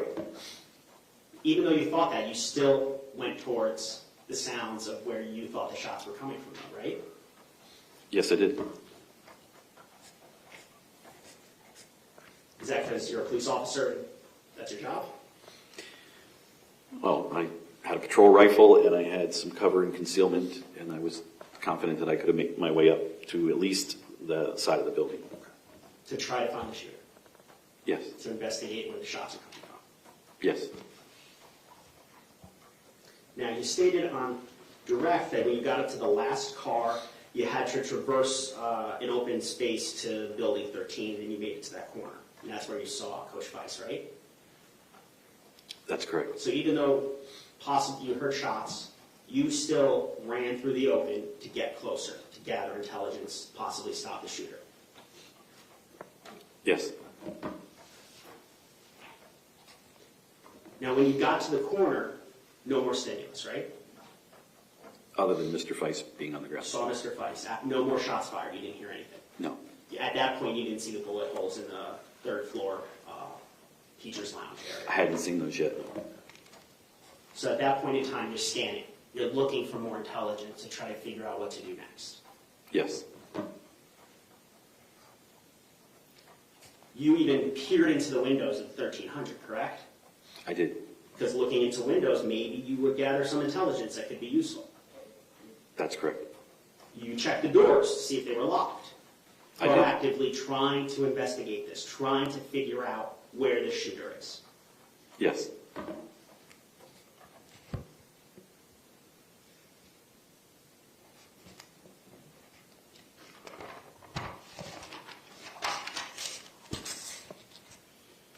Now, you also, on direct, said that, the shooter could have moved or could have been on roofs. You remember testifying to that? yes, Is the whole purpose of going towards the sound of the shots, investigating the sounds where it's coming from, to try to find the shooter, to alleviate those concerns of other responding officers, to stop the bleeding, to stop the shooter? I'm sorry, can you repeat the question, please? I knew you were going to ask me that. That was a lot to take in. It was, I'm sorry, I'll break it up. On direct, you said that the shooter could have moved, could have been on the roofs, correct? Correct. Is the purpose of your training to seek out the sounds of the shots, to try to find the shooter, correct? Yes, Because by finding the shooter, you'll stop people getting shot, correct? that's correct. You'll be able to rescue people who are bleeding, correct? Potentially, yes. For other responding officers, you'll have information to give them so they don't have to run up and be looking everywhere they'll gather intelligence for where the shooter is, correct? They would still have to be prudent and be looking, but yes. Now, when you were there, you were securing the area around the northeast corner of the 1300 building, correct? That's correct. Okay. You were you were proactively doing something. You weren't just standing there, correct? I believe I was, yes. Now, you stated under direct that you just had a hunch that the shooter wasn't there anymore, correct? Yes, And you just didn't receive any stimulus for a period of time. correct. Was that period of time shorter than 48 minutes? Yes. How long would you estimate that period of time was? From the last stimulus till I thought he was gone, Until your hunch kicked in that you thought he was gone. And you can ballpark this for me. maybe 10 minutes. Now the hunch, is that also common sense? It was based on everything that I was observing, all the stimulus that I had at that moment, the lack of shots being fired, the lack of anybody screaming or anybody else telling us that they saw somebody. It was just a hunch. So based on your training and experience. Sure. Now, on direct, Mr. Argalash asked you about how you felt during the shooting. And you felt tunnel vision, correct? I did. You felt adrenaline. I did. You felt or that you were breathing faster. Yes. That you drove fast. You got there as quick as possible in your car. Yes. Squad car. That your hands were shaking. Yes. Your legs were heavy while you were running. Yes. While you were running through, traversing the open parking lot, correct? More so when I was on Holmberg Road. Once I got into the school, I wasn't running. Okay. When you talked on the radio, you had dry mouth. Yes. That you had auditory exclusion on the car ride over. Yes. You had all of those things. I did. And you testified that training can't take it away, but being subjected to it, it can lessen the effects. That's correct. So you felt all those things, yet you made your way from Holmberg, figured out how to get the gate open, took cover behind the cars, got to the 1300 building, correct? Yes. Saw Aaron Feiss, Coach Feiss on the ground, correct? Yes. Scanned the area for the shooters, correct?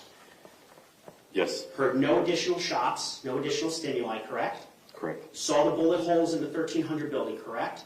Yes. Went to the 1200 door, the 1200 building, opened the door to peer in, correct? Yes. Saw other officers, didn't want friendly fire, went back to the 1300 building, correct? Yes. Then provided cover, correct? Yes. So even though you felt all those things, those are all the proactive actions you took that day. Yes. Even though you never experienced anything like this before. That's correct.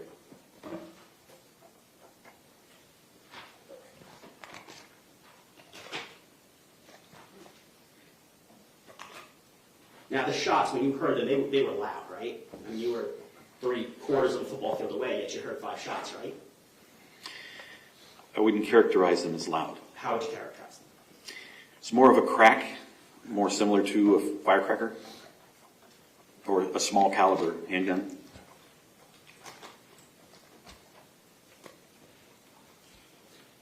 Now, Deputy Peterson's transmissions, you testified that you heard some of them.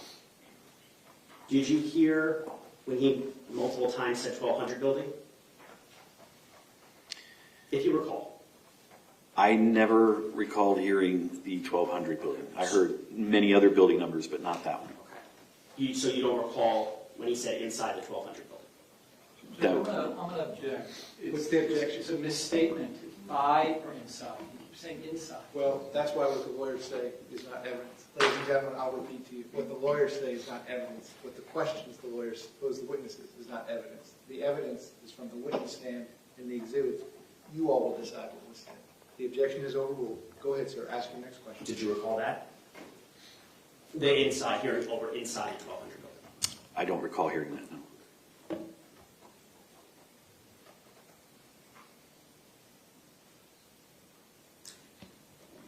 And you don't recall to stay at least 500 feet away?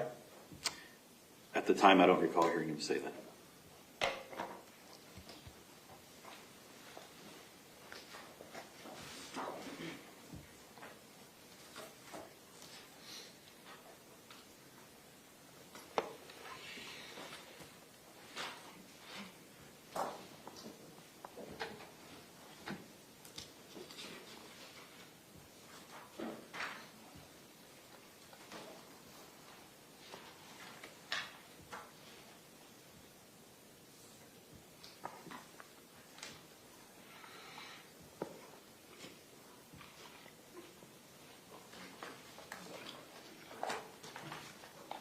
Let me ask it this way, Sergeant.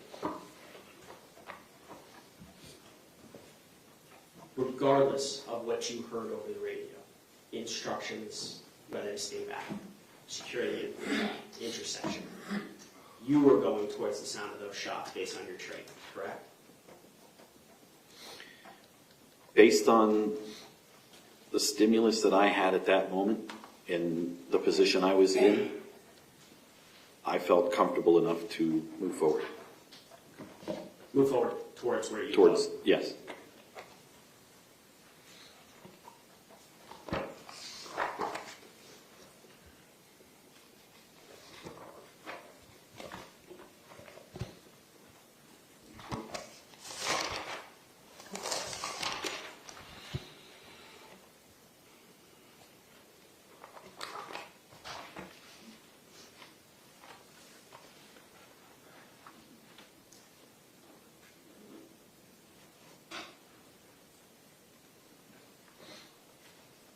You did not see Scot Peterson that day, correct? I did not.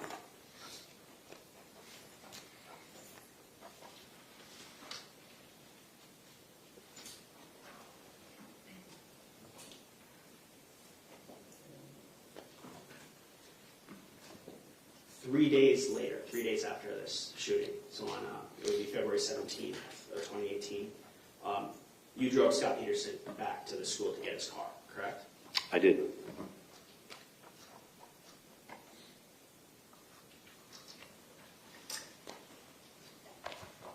And overall, based upon your positioning, from the time you arrived on Holmberg Road to the time that your hunch kicked in, that the shooter was no longer there, you had a completely different perspective than where Scot Peterson was, correct? I would say so, yes. I have nothing further. Thank you, sir. Based on that, you redirect. Yes, Your Honor. Go ahead.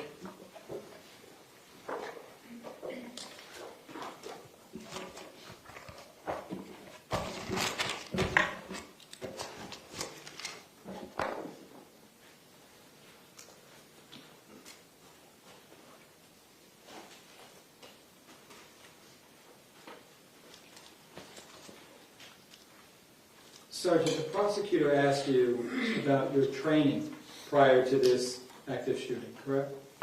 Yes, And you are trained to move towards the gunfire, correct?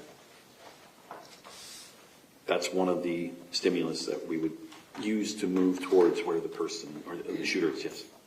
Was there ever a training prior to this shooting where you were given a scenario where you do not know from where the shots are coming, outside of a building? No, Tell the jurors what the training consists of. And again, I'm referring to prior to 2018 when the shooting occurred. Tell the jurors what training did exist regarding active shooting. our active shooter training typically is indoors. We, one in particular was maybe the distance of this room. The shooter was in a room, say at the end of this room, and we started at this point here. They would fire shots, and we would move towards that shooter. Other times we were in a school, and again indoors, the shooter was at the end of a hallway and was shooting at us. We would try to advance on them and make our way to the shooter. Another training was inside of the mall in Pompano, where we were downstairs had to go up, and the shots would be fired upstairs. We go up an escalator, and the room would be right at the top of the escalator. That's just an example of some of the training. Is it fair to say that the common thread is that you all knew that the shooter would be confined within a small area? Yes. Was there ever a training where you didn't know which building a shooter or shooters might be located? Not one that I've been to. Was there ever a scenario where you have radios that are completely useless? No. Was there ever a scenario that you guys prepared for where a potential shooter or shooters could cover several hundred yards in either direction? No.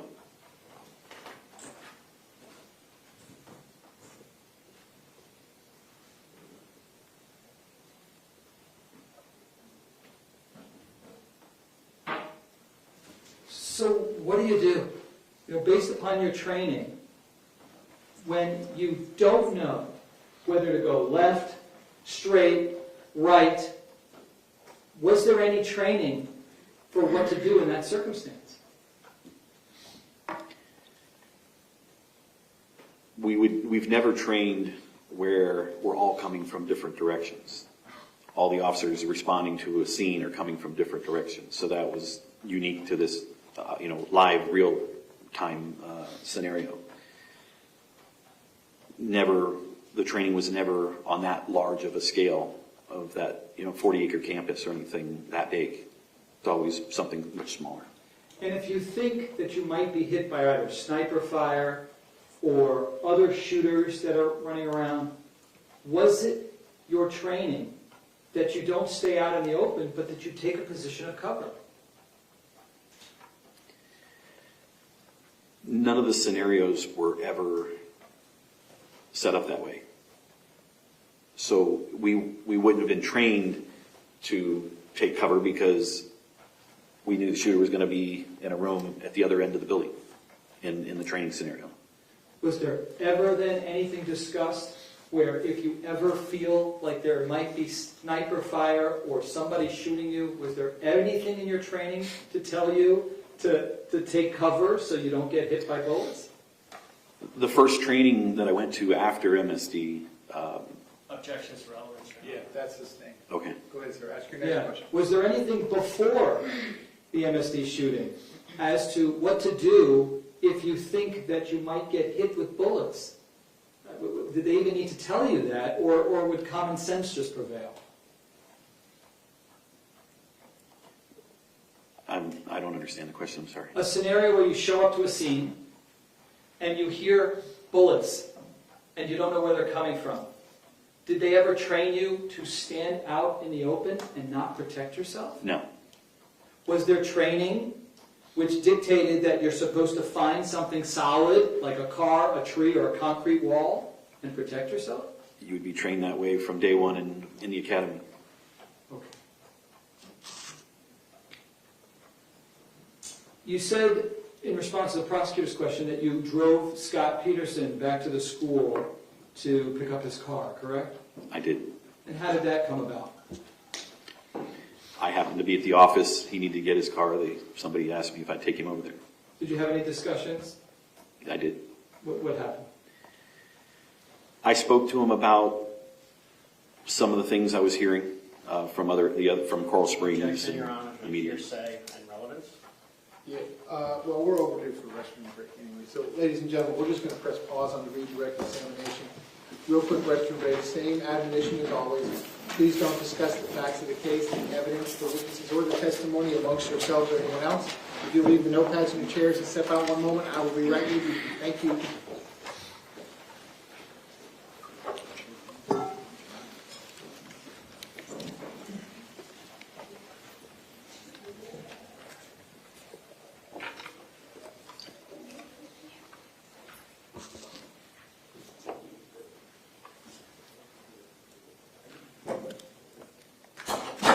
Key, we're outside the presence of the jury, everyone can be seated. So if you want to step down, you may do so, just step out into the hallway. You can't talk to anyone about your testimony, it's like you're still on the stand, and I'll have you right back in 5 minutes. Okay.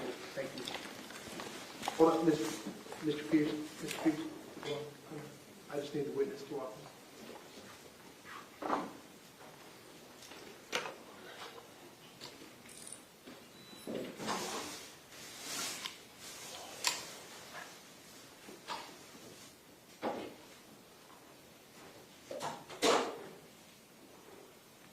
Okay, so we're outside the presence of the witness, everyone can be seated. So state, your objection is a relevancy objection? And hearsay, the way that a witness was answering the question. I believe it said based upon what other officers were saying. I guess that part might call for a hearsay response, but statements from the defendant's not hearsay. But the reason I wanted to do this outside of the presence of the jury and the witness. So I thought in pre-trial, the defense moved in limine.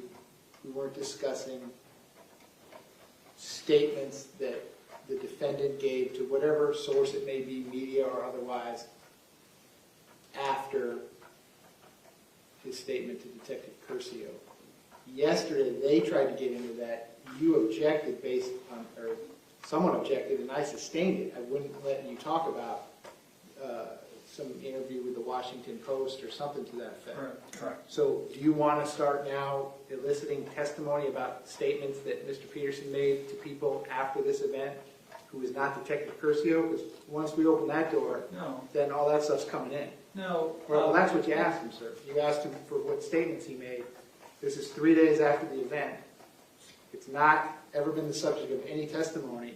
So I was just. if you open that door, the door's going to be open. I won't open up the door. I was just referring, and maybe I wasn't narrow in my questioning, just the conversation that they were having in the vehicle. If the court's saying that that's not something I can get into. You moved to keep all of that out. Did you Well, not? Am I incorrect? specifically was referring to, and I can see how the court is expanding it, and I think that the court's probably correct. I was referring to interviews that my client gave, and I think the court is considering this to be that. I won't get into what he said if that's the court's ruling. I would like him to articulate my client's demeanor. He was with him. He can articulate. That's not what you asked. I understand. I know. You That asked him would about have been the the next. conversation. That would have been the next question. But I understand the court's ruling. All right, so is that your understanding? We're not talking about that? I mean, Post-event yes, Your Honor. statements outside of court by the defendant, with the exception of Detective Curcio's testimony, which has already taken place. Yes, with the understanding that if Mr. Peterson takes the stand, perhaps for impeachment purposes. Would the court permit me to have the witness testify to what he told my client? Well, what is the relevance of what anybody told anybody 3 days after this incident? What's the relevance of that? Helps the jury decide something they need to decide. Well, it anchors, he's going to talk about how he was telling my client. Let me make it more simple. What if there's 100 witnesses that say, I think Mr. Peterson did everything right? And then the state has 100 witnesses that say, I think Mr. Peterson did everything wrong. Yeah. Let me repeat my question. What does that have to do with any decision this jury has? I won't get into it. Okay, very good. State, anything else before our restroom break? No, Your Honor. Defense, anything else? No, Your Honor, thank Okay, you. we'll be in a quick recess.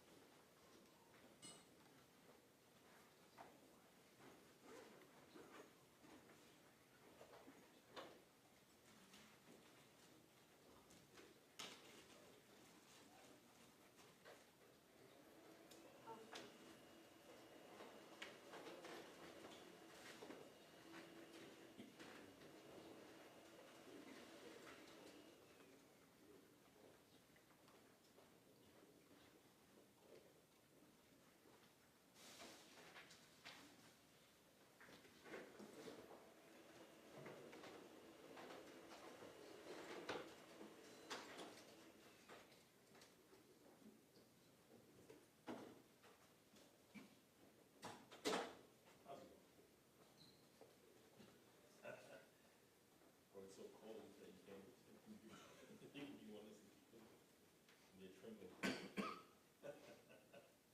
Or literally, it's not too bad. There was one day, I was sitting there, I'm literally like shaking like.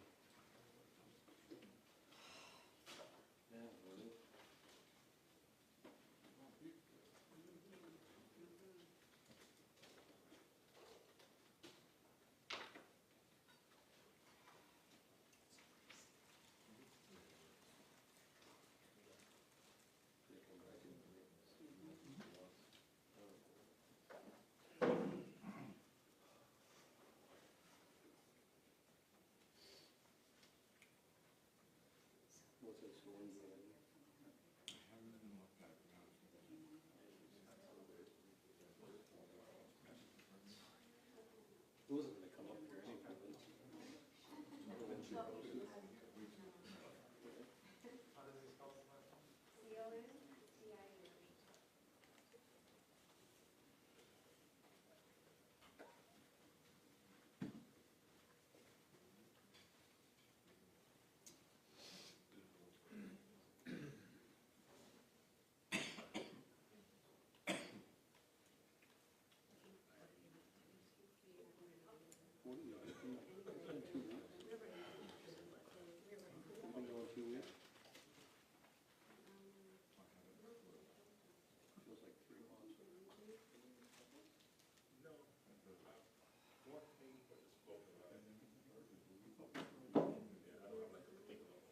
We started, yeah, the 31st.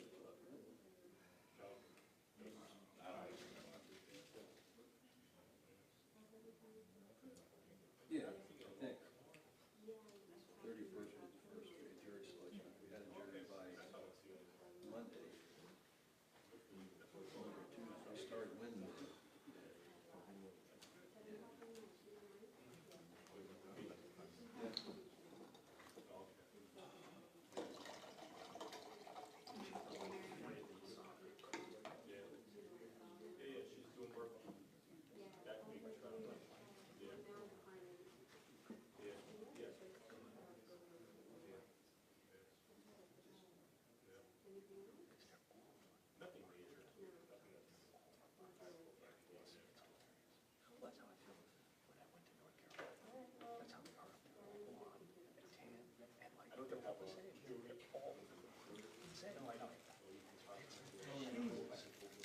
That's good? Always hungry.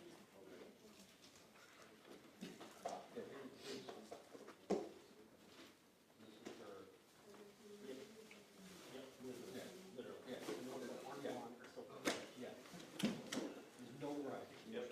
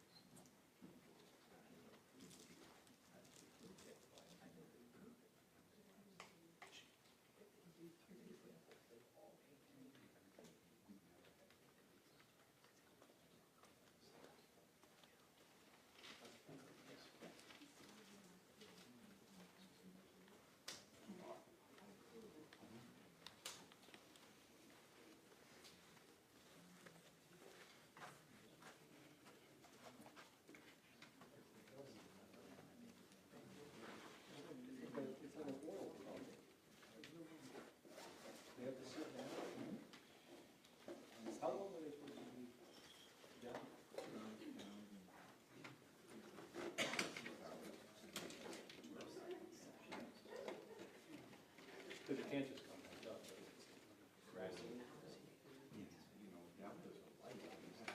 Yeah. This is like one porthole. Probably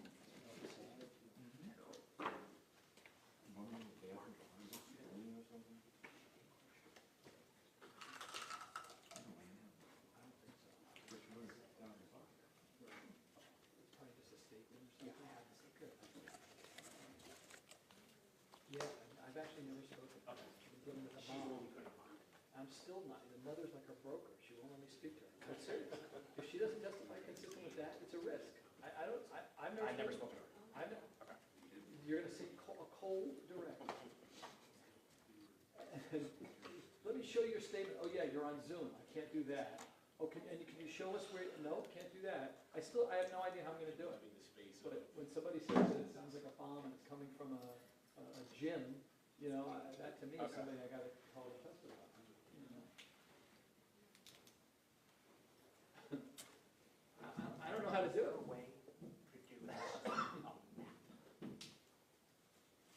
Just a picture like stage one. For what? For the Zoom. Right? Yeah. Okay. We can put up like stage one, which is the map of the school. Yeah. That would be very appreciated. Well, I wanted to. That's not. That's the Aaron, You could have dropped the perjury charge, but I'll take this instead. I mean, you know, that's not the same ballpark. I'm gonna keep it. Are you calling her next just for technological reasons? No, she's at 3 o'clock. Got it, So okay. I gotta finish school. I don't know how long it will be. Okay. But, I might know, I'll just squeeze in another witness Okay. and keep playing chicken with the clock. Okay. Okay. Okay.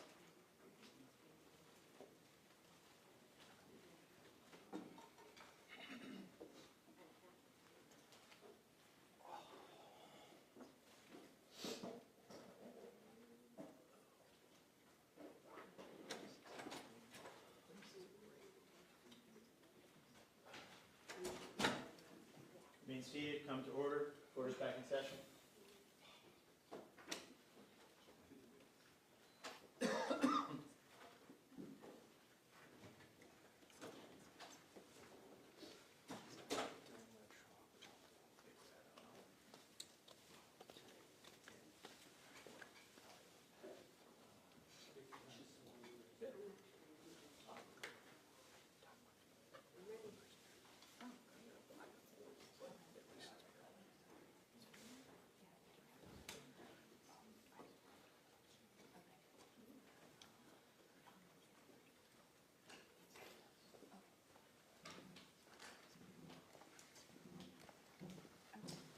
Okay, I'm gonna go back on the record. This is State versus Scot Peterson, 197166 CF10A. I continue to have Ms. Gomes, Mr. Taylor. I continue to have Mr. Eilers present with Mr. Peterson, who likewise is present. We're outside the presence of the jury. I have the witness back on the witness stand. State, anything you need me to address before we bring the jury back in and resume with the redirect examination? No, Your Honor. Defense, anything you need me to address? Just one thing. We have a witness that is very hard to get, and I brokered a deal with her mom, which the student will be on Zoom at 3 o'clock. So if you can let us know, is there a way you can let us know when she zooms in? Will you be notified? I don't have it on. I would have to turn the meeting on, but when I do that, it renders these other... Do you have another witness that we can start? You just want me to pause at 3 o'clock?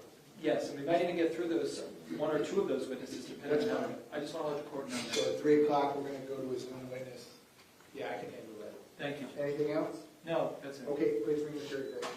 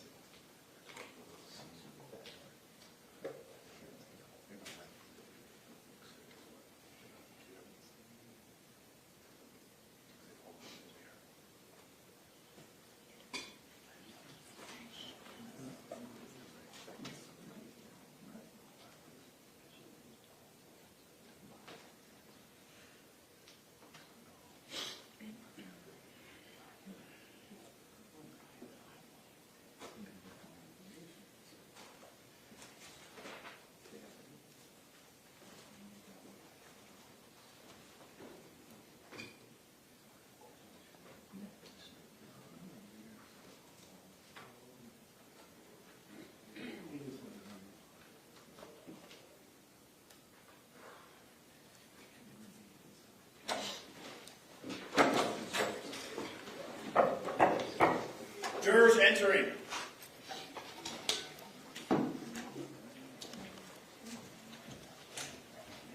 Ladies and gentlemen, welcome back. Come on in. Once you're back in those seats, you may be seated. Ladies and gentlemen, welcome back. Come on in. Once you're back in those seats, you may be seated. All the parties may be seated. Ladies and gentlemen, those of you using the notepads, I'll give you a moment to get the notepads back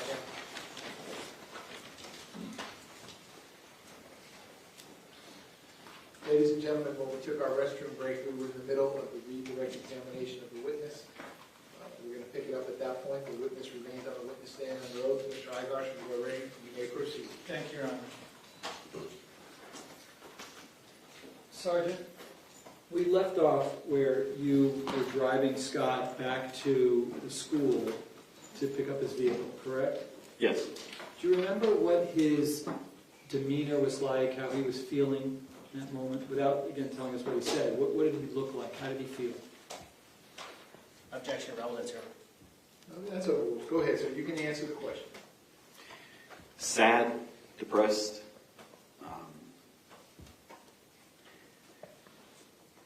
hurting. Referring to the active shooter policy, what is the policy regarding debriefing? Your Honor, I'm going to object outside the scope. It is outside the scope, but the objection is overruled. Go ahead, sir. You can answer the question. A debriefing would be held after any sort of an event, even smaller events like a burglary that we respond to. So in an active shooter, afterward, when the scene is safe and everything's cleared up, the scene's been handled, the investigation is ongoing, everyone that was at the event would be called together to have a debrief. And the incident commander would hold that debrief, and we would discuss things such as what went right, what went wrong, what we could do better, and basically get some intel for future events and how to handle those in a better way, more efficient way. Or if it was done very well, then we would, praise those actions. Is it the highest ranking person on the scene who is supposed to conduct that debriefing? Not necessarily. It's the incident commander could be, usually is somebody that's the highest rank, but not always. Who was it on that day, based upon who you saw at the scene? I believe the incident commander was Colonel Pohl. Were you ever debriefed? I was not. And that you were willing to be debriefed? Nobody ever asked you, correct? Judge, objection of relevance. Well, at this point, that's his thing. Go ahead, sir. Ask your next question.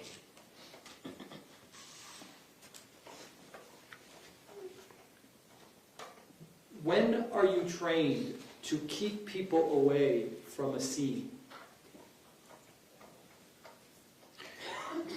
We try to keep civilians and citizens away from every scene that there could be potential danger to them. So when somebody says stay 500 feet back, it is not inconsistent with your training to do so, correct? That's correct. And are you encouraged in terms of your training to keep people away if you think they may get hit, let's say, with bullets? Of course, yes. Is it prudent, based upon your training, to have parents and kids flood a school when there's an active shooting going on? No, you would not want that. And finally, on the scene, did you ever think, well, first of all, did you ever know with certainty that there was injuries inside of the 1200 building? Not until I saw Mr. Hickson. Okay. Up to that point, had your dispatch ever let you know over the radio that there are injured kids inside of the 1200 building? I was not aware of any injured students in the building. Did it seem that Carl Springs had extra intel that you did not concerning that Objection to subject ask and matter? answer, Your Honor. Yeah, that's his thing. Did there ever come a time when you're on the scene taking a position of cover by the 1300 building where you said, there could be kids that are bleeding out. I need to go running into the 1200 building. Objection is speculation, Your Honor. Well, no, that's overruled, so this is directed at you. If you have personal knowledge, what you thought in your head, you may answer the question. Go ahead. That was never a consideration. And is that why you then didn't go into the 1200 building? That and I had another job to do, yes. Okay. Thank you, sir. Nothing further. Okay, any recross based on that? Yes, Your Honor. Go ahead. Sergeant, you were trained by the Borough Sheriff's Office, correct? I was. And the head of training for many years was Major Samuel Samaroo, correct? Yes. What was the name? Samuel Samaroo, S-A-M-A-R-O-O. And you received the same training, the in-service training, as every other BSO officer. Potentially. Potentially. So in-service DLE training, you're saying that not every officer gets the same training? Our training, there's so many of us that from the time it starts on a particular type of training, it might be in January, it doesn't end until June. So by the time the entire agency goes through the training can evolve into something a little different than it was when it started. How about an in-service training, DLE 1 from 2013? I couldn't even begin to know what that was. So I'm not asking specifically, I'm saying would every officer, all 1,600 BSO deputies be trained the same thing?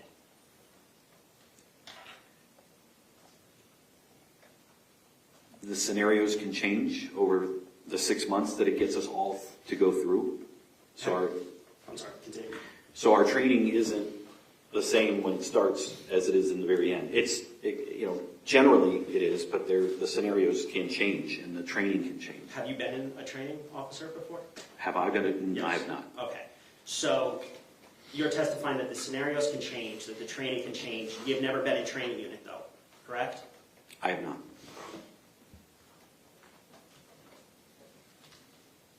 And you were never trained in hunches, right? No. That's just based on your experience, correct? Yes. Based on your common sense, correct? Yes. So not every scenario that an officer, that a deputy faces, do they receive specific training on, correct? That would be impossible, yes. But they do receive training on active shooters, correct? We do receive active shooter training, yes. And the training in active shooters is to go to the sound of the shots. That every shot fired could be potentially another person dead, correct? Conceivably, yes. Well, you said conceivably. Is that what you were trained? There was two parts to that question. Are you trained to go to the shots?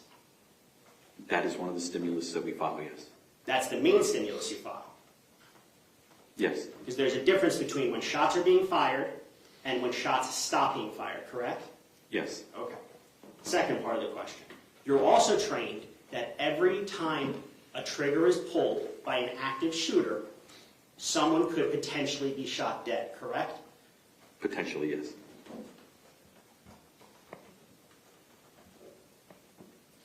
Now, you testified on redirect that you're trained to keep people away. That's not the priority in an active shooting, though, while the shots are being fired, is it? Priority, no. Priority is to find the shooter, correct? We have to do a lot of things in an active shooter. Obviously, getting the shooter to stop shooting is the priority, but there's many other things that we have to do at the same time. We have to multitask. It's not a one-dimensional thing, and every scenario is different. The scenario where you're standing 75 feet from a building where 70 shots are fired, you're trained to go into the building, right? That would be a possibility, sure. A possibility. So the training that you received under Major Samaroo, it's only a possibility to go in?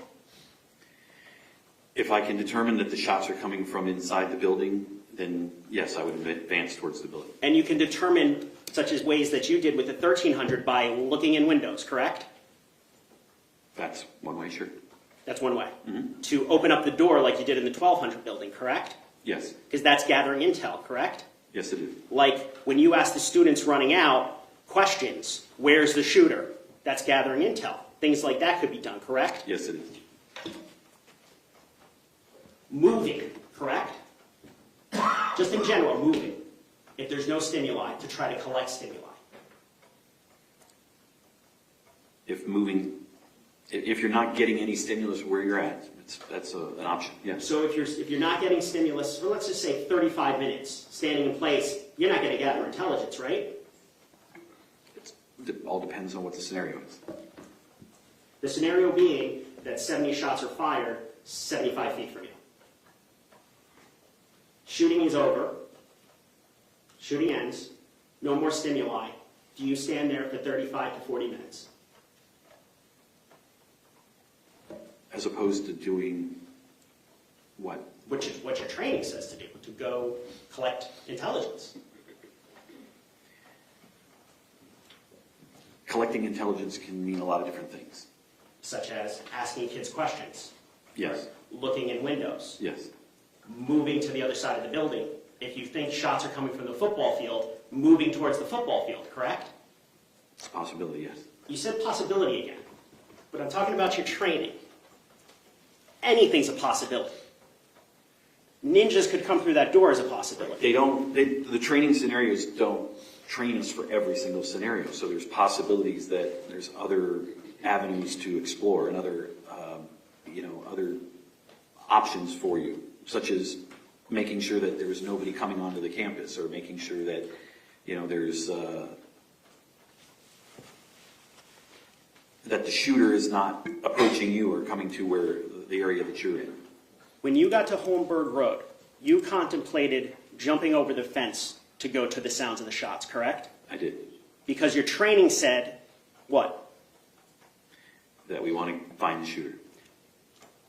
That's the priority, correct? It is the priority, yes. Nothing further, Your Honor. Okay, is the witness excused? Yes, sir. All right, sir, you may step down. Thank you very much. While he's doing that defense, you may call your next witness. The defense calls Cindy Helverson. Cindy Helverson.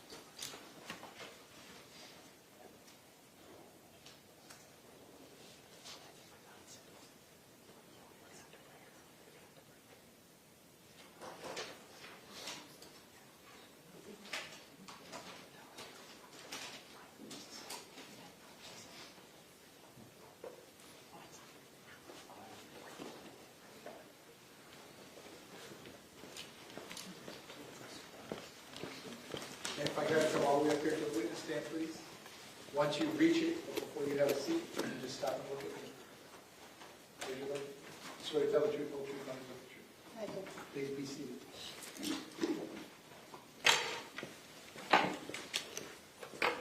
And once you're seated, if I can just scoot that chair all the way forward as far as it will go. Can you please state your full name and spell your full name? Cindy Helverson, CINDIHELVERSON. Mr. Eilers, you may inquire. Thank you, Your Honor. Can you tell the jurors what you do for a living? I'm a teacher, And what do you teach? math, At what school? Marjory Stoneman Douglas. How long have you been a teacher? 16 years. All at Marjory Stoneman Douglas? No. Where were you before? Several middle schools throughout the county. And were you a teacher at Marjory Stoneman Douglas on February 14, 2018? Yes. What building were you in? At the time of the shooting, I was in Building 1. Building 1? Yes, at the time, Where did you have a classroom? in the 1200 building. And what happened that drew your attention to there being something disturbing at the school? I heard the fire alarm when I was in the 100 building. What happened next? Another coworker and I were walking towards the 1200 building, which was where our post was, where we have to go during a fire drill. And what path did you take to get there? We took the path down across the courtyard through the 700 and 800 building. Can I show you a map, and if you Sure. can identify for us? This is Defense Exhibit F. Take a look at that and see if that, the 700 building is over here. And this is So, the yeah, 800 so we building. took from the 100 building, we went across through here until we got stopped and turned around to come around.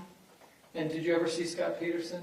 Yes. Where did you see him approximately? I was approximately in this area, and he was at the end of the hallway over here. Between the 700 and 800 building? Yes. Okay.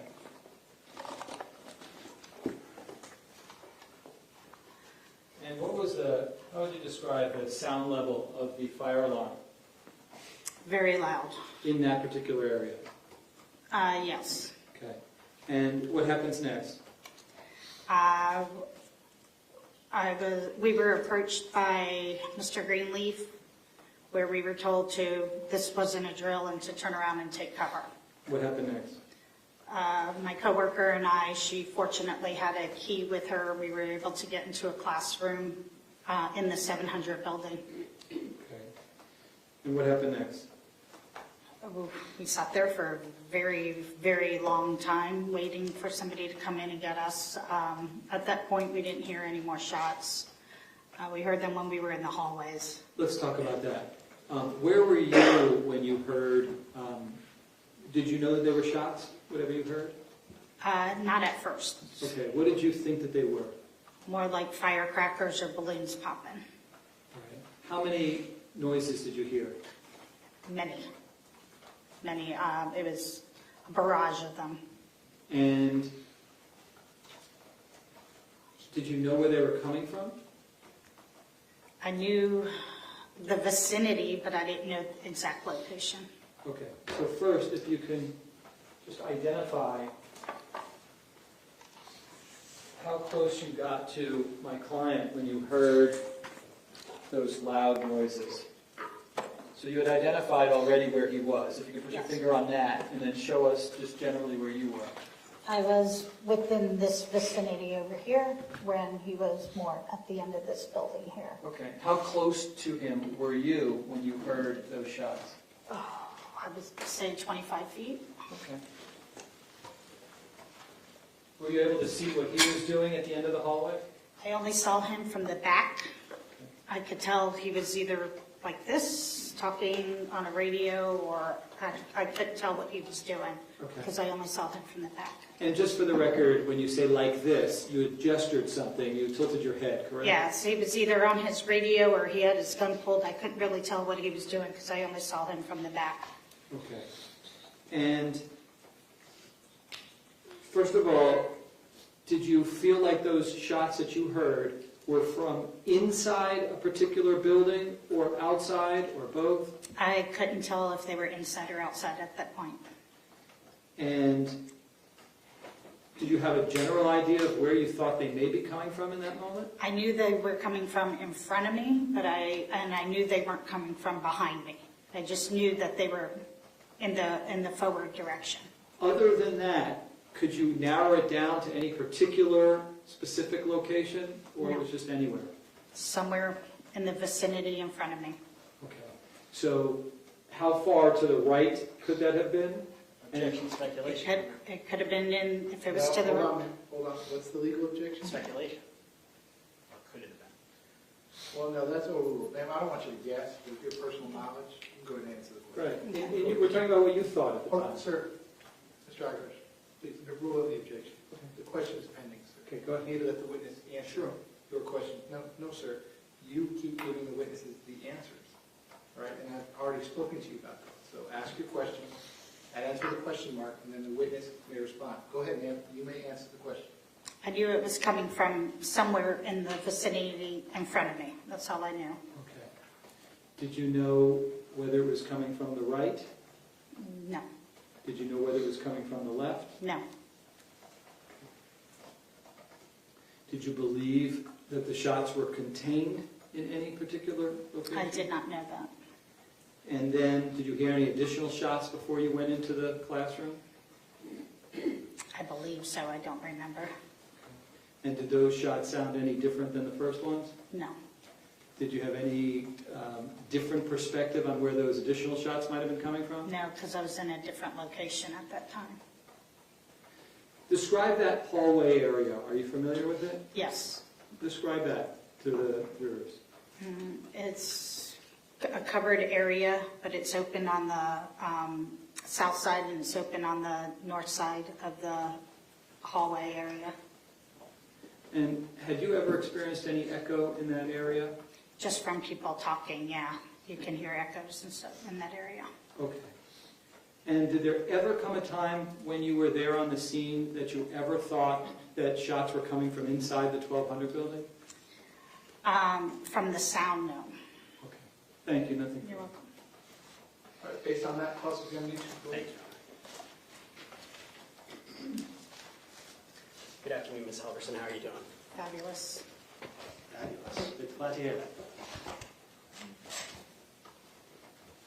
You testified on direct that Greenleaf told you this is not a drill to take cover. Yes. Approximately, I'm going to show you a couple of photos.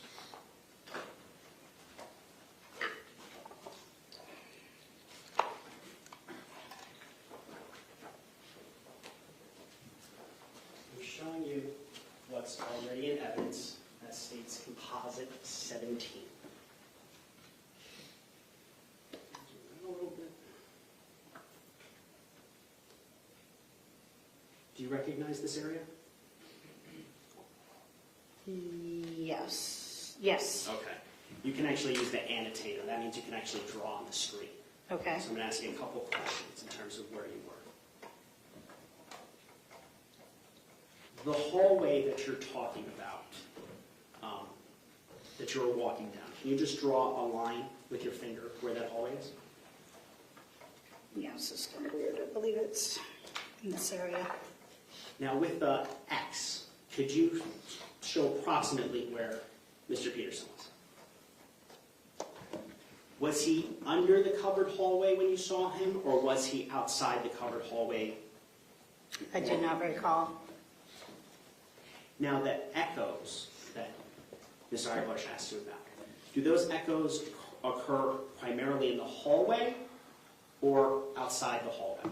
So just to the north there. I would say in the hallway. So when you're outside the covered area, the covered hallway, the echoes aren't as bad, correct? I don't know.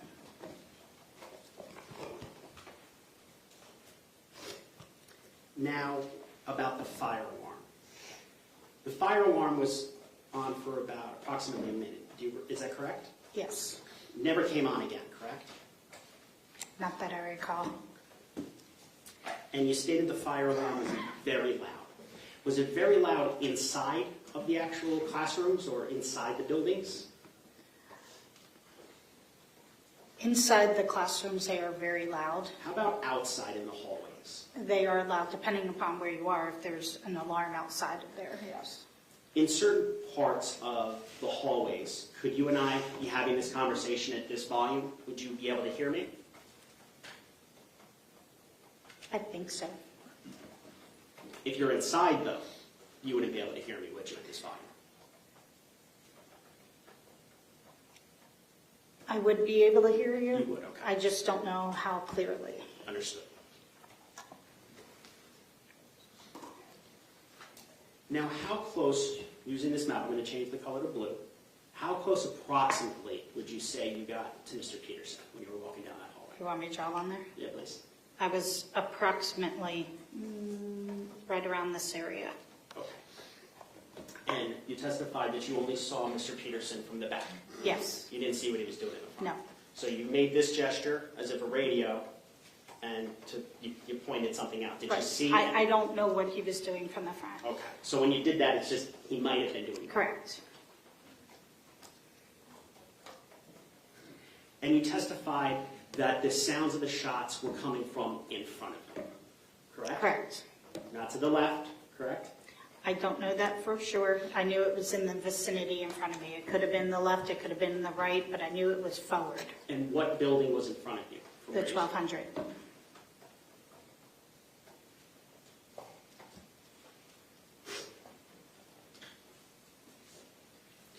Now, after Mr. Greenleaf told you to get back, where did you go?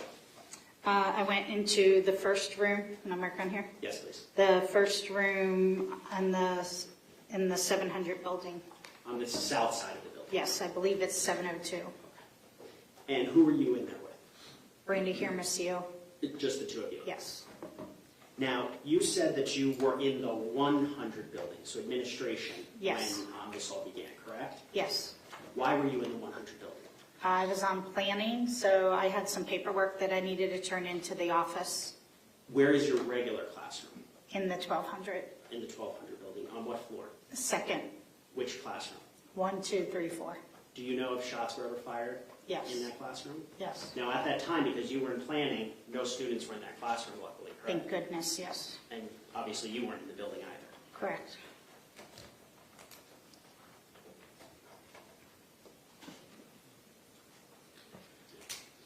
In real time, going back to February 14th of 2018, when you heard those shots, were you thinking about whether they were inside a building or outside a building? I was not. Were you thinking about what to do, how to be safe? Absolutely. That was your concern? Yes. To get out of there? Yes. So it was so loud that you immediately turned around, ran away, and went into classroom 702? Yes. And that's part of the Code Red training, that if you see your students, but you didn't have any students that day, get them in the classrooms, then shelter yourself, correct? Correct. So, and you were trained to do that, correct? Yes. There were classes, classes to teachers, presentations to teachers about what to do in Code Red. Yes. Do you recall a class in January of 2018? Yes. Did you attend that class? Yes. Okay. And in that class, it was kind of like a PowerPoint presentation by school board Yes. about what to do. Yes. Is that a yes? Okay. Did they also tell you what the SRO was to do or police response was to do? Not that I recall. Do you recall if you were taught that you're to hunker in place until police respond to come get you? Yes. Do you recall if Mr. Peterson was at that meeting in January? I do not recall. Had you had meetings like that before? No.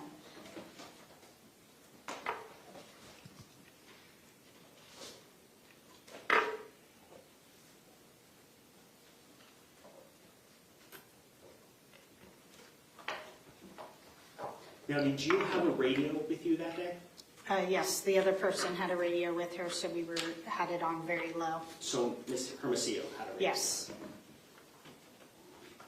Did you hear a Code Red announced over the radio? I do not remember. We didn't have it on very loud at first, so I don't remember if I did or not. So once you were hunkered in that room, you turned the volume down, correct? Yes. And that's what you're taught to do in Code Red if you have a radio, correct? Yes. And that's so that if a shooter's coming by, they don't hear someone in the classroom, Correct. correct?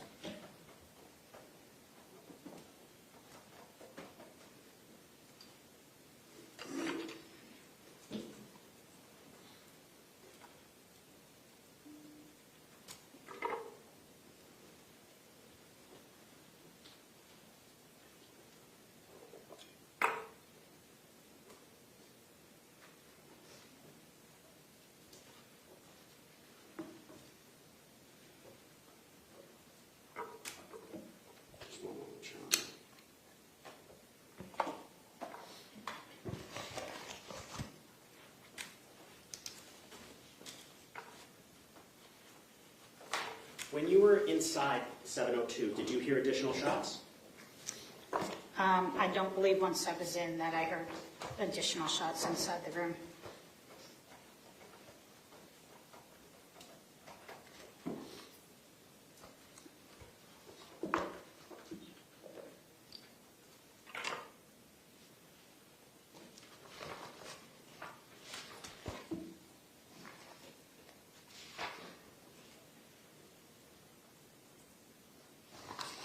The shots that you heard, did they sound like a long burst? It sounded like a barrage. Barrage, okay.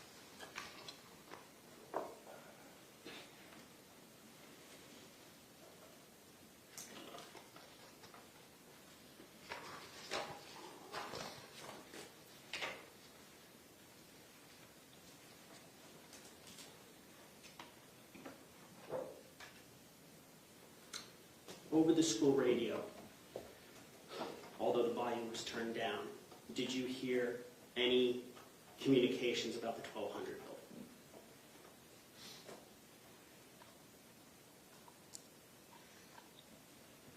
I can't remember if it was on the radio or not. Do you recall hearing anything over the school radio about gunshots? Yes. Do you recall who said that over the radio? I've never had a school radio, so I wasn't super familiar with people's voices. Okay. I knew, I assumed at the time that it was a cop. I wasn't sure if it was Peterson or not, which I did come to find out it was.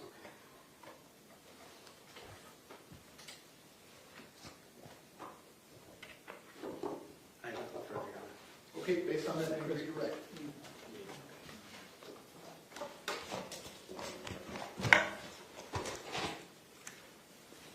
Just a few more questions. Sure.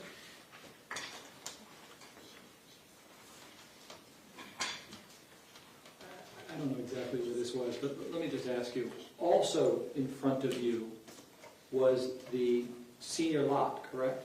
Yes. In your mind, did you rule out that the sounds of gunfire could be coming from the senior lot? I did not rule anything out. And also, there were a few times when you said, I'm trying to remember, or I don't remember. This happened 5 years ago, correct? Yes, Was your memory better 5 years ago? absolutely. And do you remember giving a sworn statement to law enforcement? Yes, multiple. Okay. And that was years ago, correct? Yes. Do you remember the name of the law enforcement officer who took that statement from you? No. Okay. If you had your statement to look at, would that refresh your recollection? Sure. Let me show you what's been marked as Defense Exhibit O. You can just take a look at that, and if that refreshes your recollection of who took your statement. Yes, I remember. And who was it? Keith Riddick, Special Agent Lewis Negret. Okay. Thank you so much. I appreciate it. Based on that, any referrals? No, yeah. Okay. Judge, I just have a question. The teacher that she was with, can you give me that name of the teacher? Brandy Last name? Hermosillo, Hermosillo, maybe? Okay, I'll look it up. Thank you.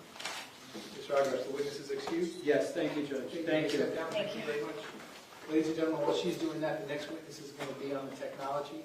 I'm I'm going to have you step in the back real quick so we can get that set up. Same admonition as always, please don't discuss the facts of the case, the evidence, the witnesses, or the testimony. As soon as we have the technology set up, I'll be right back with you. Thank you.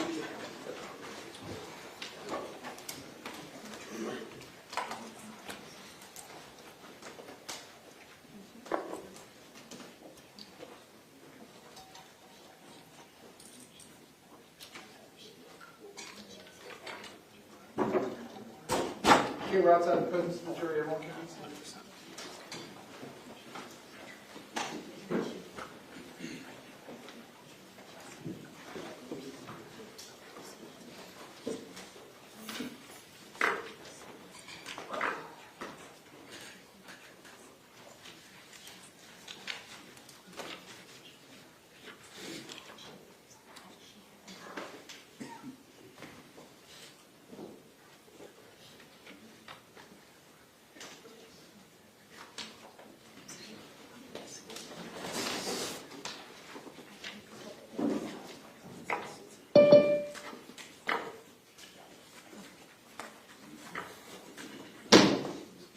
Do we know the person that I'm looking for on the Zoom meeting?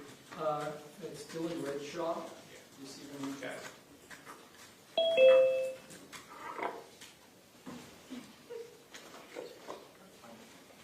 We just need to get Mr. Peterson. I'm working on that now.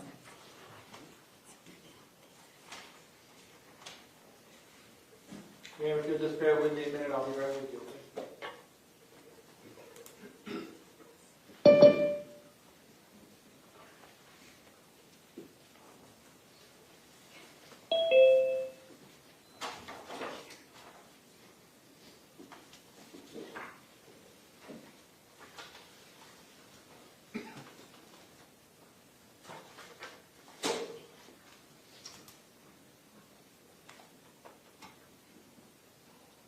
And can I see you? Can I get you to unmute your sound, please?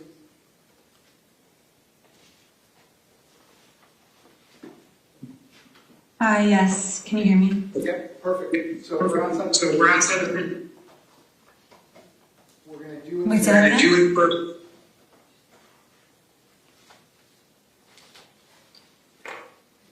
Hello? Yep. I'm trying to see.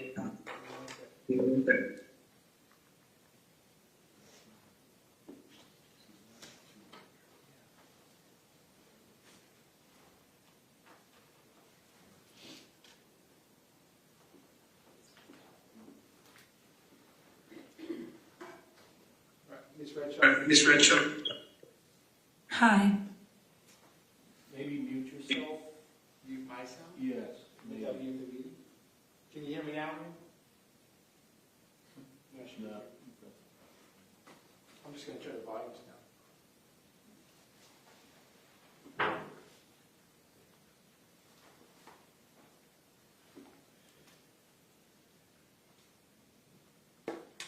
Ma'am, can you hear me? Yeah, I can hear you. Okay, perfect. That resolved it.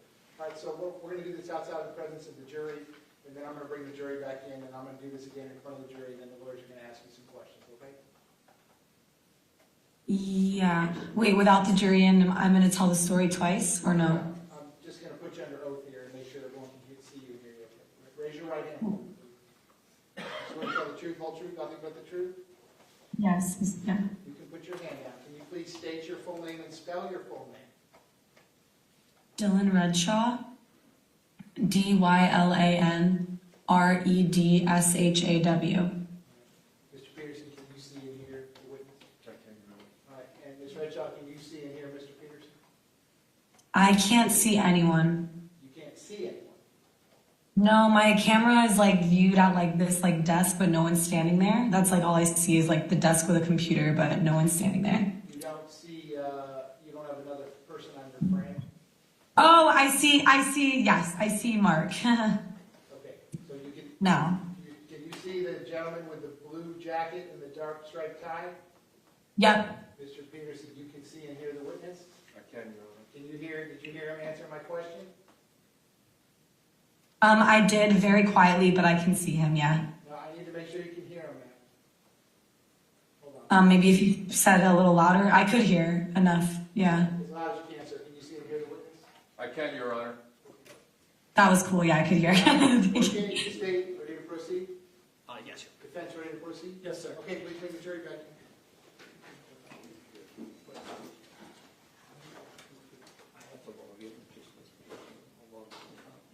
Your Honor, he's going to be logging in to pull up a map. He has an exhibit he wants to share, so I'm going to do it for him.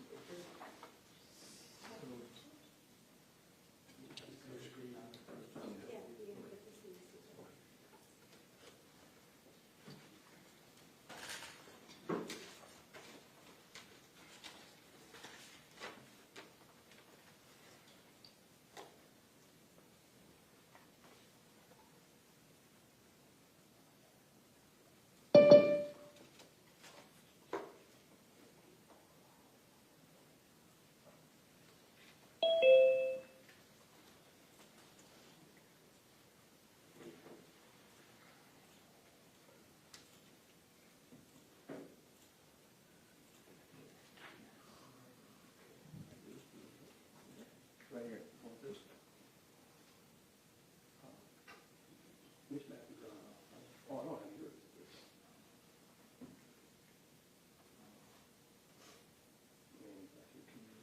I can.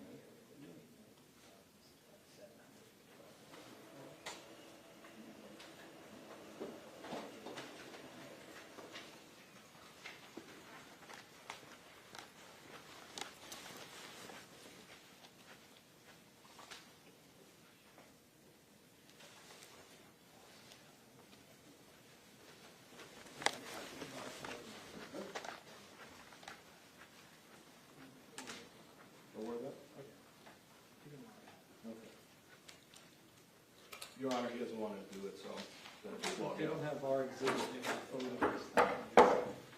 Jurors entering.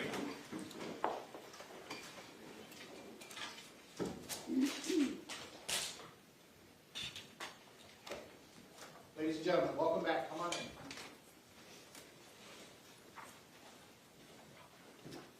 Ladies and gentlemen, welcome back. Come on in. Once you're back in those seats, you may be seated. All the parties may be seated. Ladies and gentlemen, those of you using the notepads, I'll give you a moment to put the notepads back down.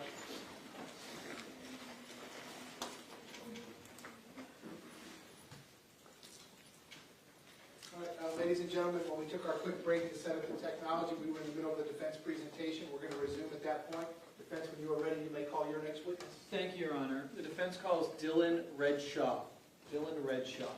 Ms. Redshaw, can you raise your right hand, please? You swear to tell the truth, whole truth, nothing but the truth? Yes. Okay, you can put your hand down. Can you please state your full name and spell your full name? Dylan Redshaw. DYLANREDSHAW. Mr. Eyewash, you may inquire. Good afternoon, Ms. Redshaw. Hi. Hi. Would you prefer that I call you Dylan or Ms. Redshaw? Dylan is good. Okay. Thank you. Dylan, where are you right now? What city? Tallahassee, Florida. And how come you're there? Because I went to college here and I'm working here over the summer. And did you graduate? I just graduated, yeah. Congratulations. What kind of work are you doing? I graduated with an acting degree. Okay. And did you ask that we accommodate you to appear by Zoom so that you didn't have to fly in to be in court? Correct. Okay. I want to direct your attention to February 14, 2018, the day of the shooting. Do you remember that day? I do. Okay.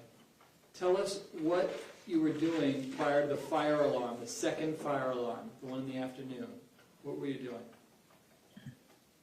I was sitting in the drama room, which was room 710, and we were rehearsing for a show. And I was sitting in the drama room office, and I was doing my AP US history homework on my computer. Whose classroom were you in? Do you remember? Miss Hertzfeld. Miss Hertzfeld? Mm-hmm. Is that a yes? Yes, yes. Okay. And then what happened? Tell us what happened. So I was sitting doing my homework, and then the fire alarm went off, and I thought in my head we already had a fire alarm. I thought I don't want to go outside for the fire alarm. We already had one. I'm lazy. But then my teacher, Ms. Hertzfeld, said, "Come on, everyone, let's go out for the fire alarm." Do you remember Perry and Ruby Harris? Do you remember those students? I don't remember them. I mean, I know them. They're my friends, but I don't remember seeing them or anything. I know they were in drama at that time though. Okay. They were with me in the aftermath, but I don't remember seeing them at that time or anything, but they were in that room with me. All right, and so you go out of your classroom, and then what happens? Yeah, so I go out of my classroom for the fire drill, and I get about halfway in between where my building is and the freshman building. Is the freshman building also known as the 1200 building? Yes. Okay, so you're halfway between the 700 building and the 1200 building, and then what happens? Right. Then I hear the loudest sound I have ever heard and probably will ever hear in my life, I hope. What did it sound like? What did it sound like, Dylan? It sounded like boom. Was it one long big boom, or was it multiple? It sounded like one long big boom, but upon reflection I know that what it was like boom boom boom boom boom boom, but it sounded like one long boom because it was a bunch at once. Okay. In the moment though, it sounded to you like one long boom? Yeah. And what did you do next? I froze. How were you feeling? I felt like I had no idea what was going on or what just happened. I felt like I heard a bomb and I froze in the middle. I completely froze. And I remember my body I just turned my body and I just was frozen. I just was completely frozen. What happened next? And then all my friends, I saw all my friends start running back towards the classroom past me. What happened? And I was just frozen. And all my friends were running, and then I started running back towards my classroom. And then what happened next? Then we went into the classroom, and I immediately I ran straight to the closet, and I was the last person back in the classroom because I was frozen for so long, and I was the last person in the classroom, but I was the first person in the back closet with my two friends, and then Mr. Porter was on the announcement saying code red. And how long do you think you stayed in that closet? I think I was in the closet for about an hour and a half maybe, or 2 hours. And when you heard the boom outside of your classroom, did you ever hear any more sounds like that? Yes. When I was sitting inside my closet, when we got in the closet, the code red thing went off, and then we turned off the lights and stuff. And then we turned off, everything was moving really fast. We turned off the lights, everyone came in the closet, and then we were silent. Right after that, we all were just completely silent in the dark. And right then and there is when we heard boom, boom, boom, boom, boom. And it was less boom, and it was just more boom, boom, boom, boom, boom. I want to first refer you to the first boom that you heard, which was outside your classroom. You said between the 700 and the 1200 building, correct? Right. Mm-hmm. Mm-hmm. Where did you think that the sound was coming from?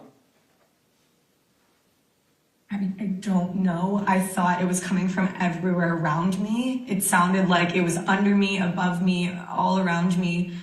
But I remember when I turned, I was walking towards the parking lot, and then when I froze and I turned towards the side of the front of the freshman building side, I don't know, the northeast, southwest, but you know what I mean? The other way from the parking lot, I turned that way. Okay. Towards the football field. So it would have been you were moving towards the football field? Yeah, I didn't move though. I just turned, like I was walking towards the parking lot and then the sound happened and then I turned the other way and froze. Okay. So back to where you thought the sound might be coming from, you said it could have been anywhere or everywhere, is that what you said? It sounded like it was extremely close to me. But it also sounded like, yeah, it was just coming from, it sounded like it was just like all around me, but it sounded like it was very close to where I was. Okay. Because it was very loud. In that moment, could you have moved in a particular direction to move closer to that sound? I didn't move closer to the sound, I froze in place. But I also was outside for 10 seconds and I was the high school girl who didn't hear a gunshot before. Right. Based upon the sound that you heard, would you have known whether to, if you were going to go running towards that sound, would you have known to run to the right, to the left, behind you, or forward? Could you tell?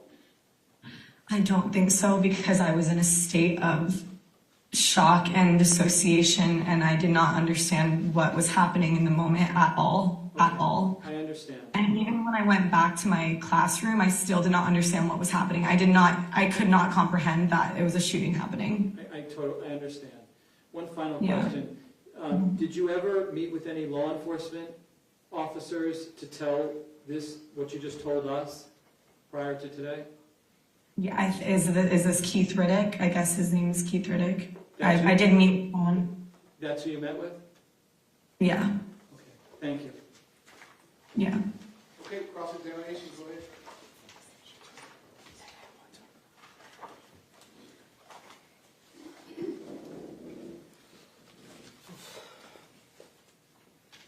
Good afternoon, Dylan. How are you doing? Hi, I'm all right. This will be quick, I promise. Thank you. No, it's all good. When you met with Inspector Riddick, was that in June of 2018? Yeah. Okay. And going back to what you just testified to Mr. Ivarsh, you stated that it was the loudest sound you'd ever heard in your entire life, correct? Yes. And then you heard a boom before you went back to the classroom and booms while you were in the classroom, correct? Yes. And the first boom, when you were outside, when you were on the grass, it sounded extremely close to you, right? Yes. And when I was inside the classroom too, it sounded extremely close to me. Okay. And you were in that classroom an hour and a half, correct? Yeah. Were you waiting for police officers to come and get you guys, to get you and your friends that were in the classroom? Yes. Were you thinking in that hour and a half, where are the cops? Yes. Dylan, just a few more questions, I'm sorry. If you need to No, please feel free to ask. I'm happy to answer these. You said that you heard the assistant principal Porter say the code red, correct? Yes. And is that kind of over a speaker in your classroom? Yes. Now, when the code red was announced, did you also hear gunfire in the back when the code red was announced? You mean on the back of the announcement or in Either. in the back of like yeah, like not on the like announcement, but in like my like vicinity, yeah. Okay. Now, you were in 11th grade when this happened? Yes. How old were you? 16, 17?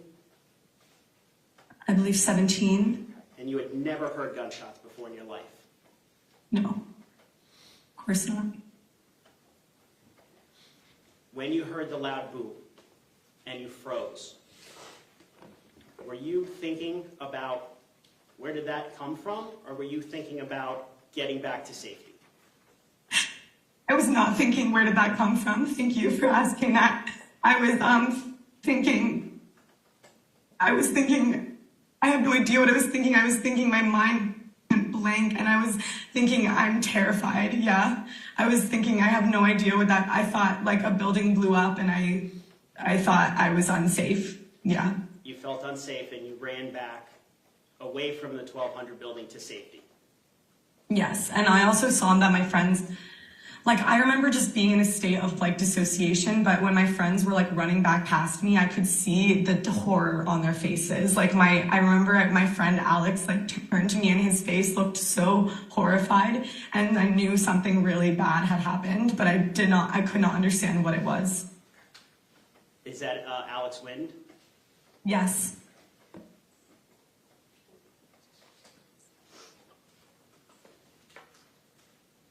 Just 1 second, Dylan. No, thank you.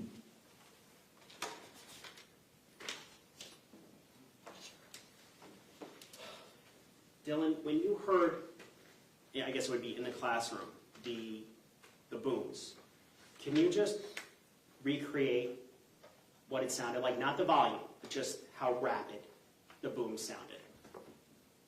Yeah, you mean when I went back into the room or outside? Well, let's talk about outside first. So outside, I remember it being like, what I can remember is boom, and that was it. But like upon like reflection, I know for sure that it was like boom, boom, boom, boom. But it sounded like one really long thing, because it was a lot of gunshots at once. That was that, and then. When you were in the class, when you were in the classroom, I guess in the closet in the classroom, what did it sound like? Yes. I also have seen like videos from inside freshman building of like the exact gunshots. Dylan, just talking about what you remember that day. We're not going to focus on any of the videos that you've seen. Just from what you recall that day, when you were in Ms. Hertzfeld's classroom, in the closet hiding, what did the shots sound like in succession, not volume? They sounded like boom, boom, boom, boom, boom, boom, boom, boom, boom, boom, boom. So there you go.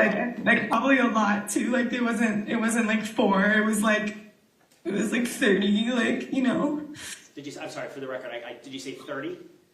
Yeah, or maybe more. Like I don't remember, but I do remember that it was not like 3. It was like a good amount, and it was lasting for like. It was lasting for like 10 minutes. Okay. And then finally, after like 10 minutes, we didn't hear anything anymore. Okay. Thank you, Dylan. I have nothing further. Thank you so much. Based on that, and you redirect. No, nothing further. Okay, is the witness excused? Yes, she is. All right, Mr. Hill, you're excused at this point. Thanks for bearing with us with the technology. I'm going to sign off on the meeting, okay? Thank you.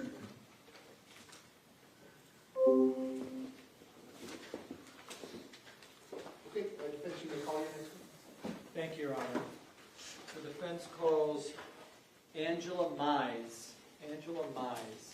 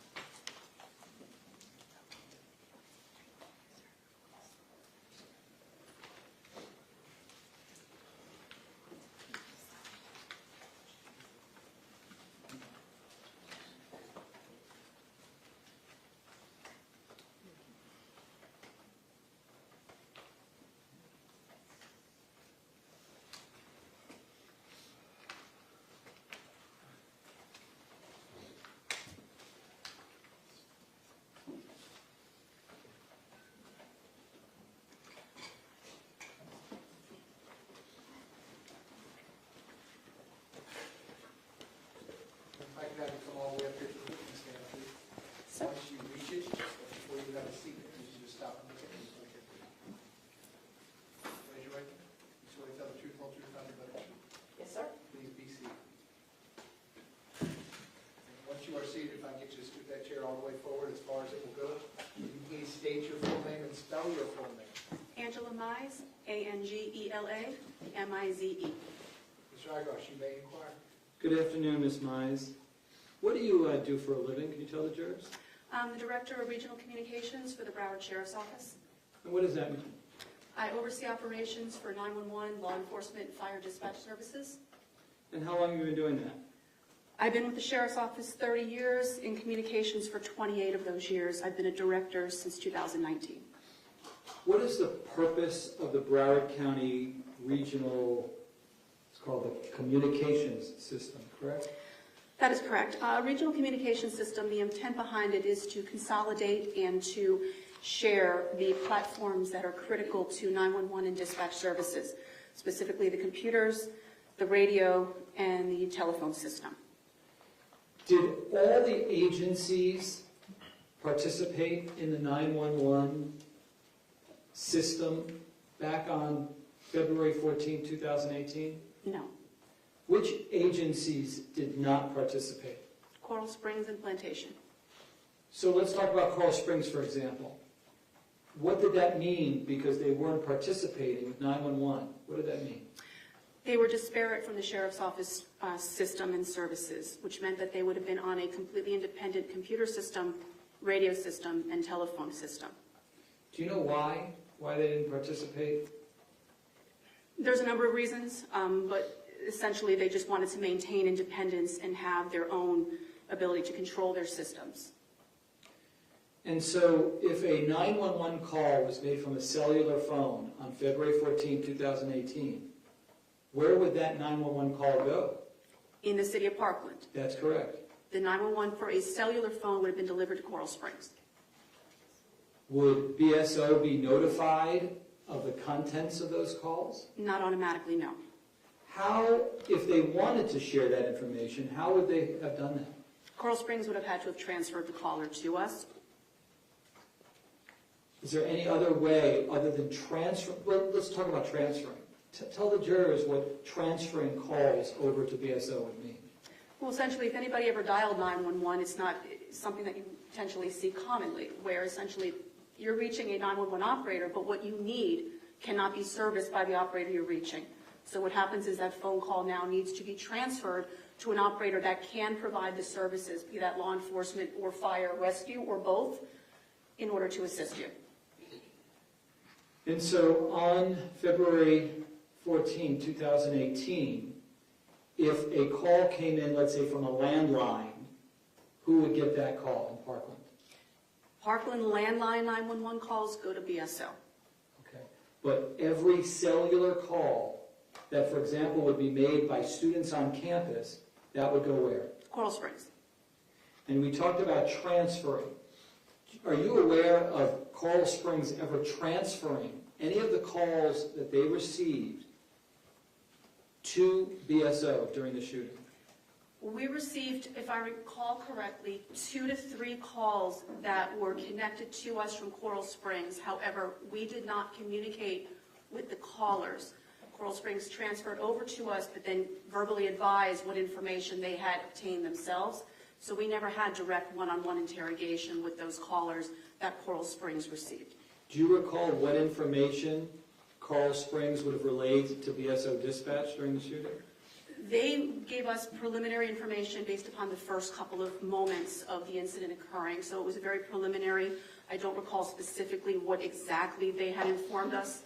I do know by looking at subsequent information that they had received a lot, very specific information as far as location, victim count, things of that nature. We did not get that information. At all? Not that I recall, no. And so you can tell us then whether or not anyone from BSO went on the BSO radio and then would have alerted law enforcement deputies specifically where the shooter or shooters may have been located. We would not have had that information to give to the deputies on the radio. That is correct. Did you have any information that even people were injured or killed in the 1200 building? Not that I recall. Not at that time. And then that information wouldn't have gone out on the BSO radio, correct? Correct. And then if my client is monitoring his BSO radio, he wouldn't have known that information. Is that correct? Correct. Speculation. Well, it's overruled. She already answered the question. Go ahead, sir. Ask your next question. Is there another way other than transferring that Coral Springs could have gotten information to BSO to be then communicated to deputies on the scene? They could have utilized the radio system through what we refer to as a patch.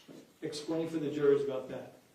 A patch is essentially connecting two radio talk groups together so that the users on either talk group now have a shared resource, so they're hearing each other.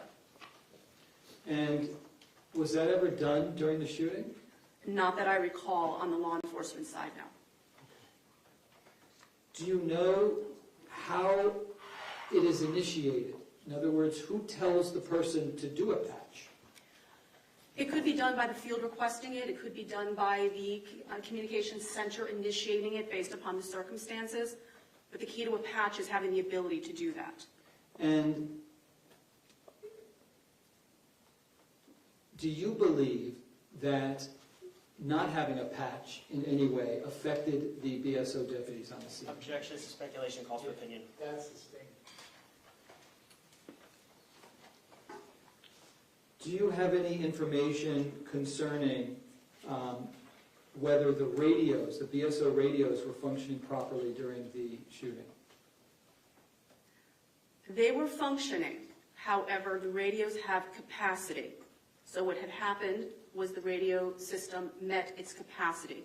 And as a result of that, it was throttling.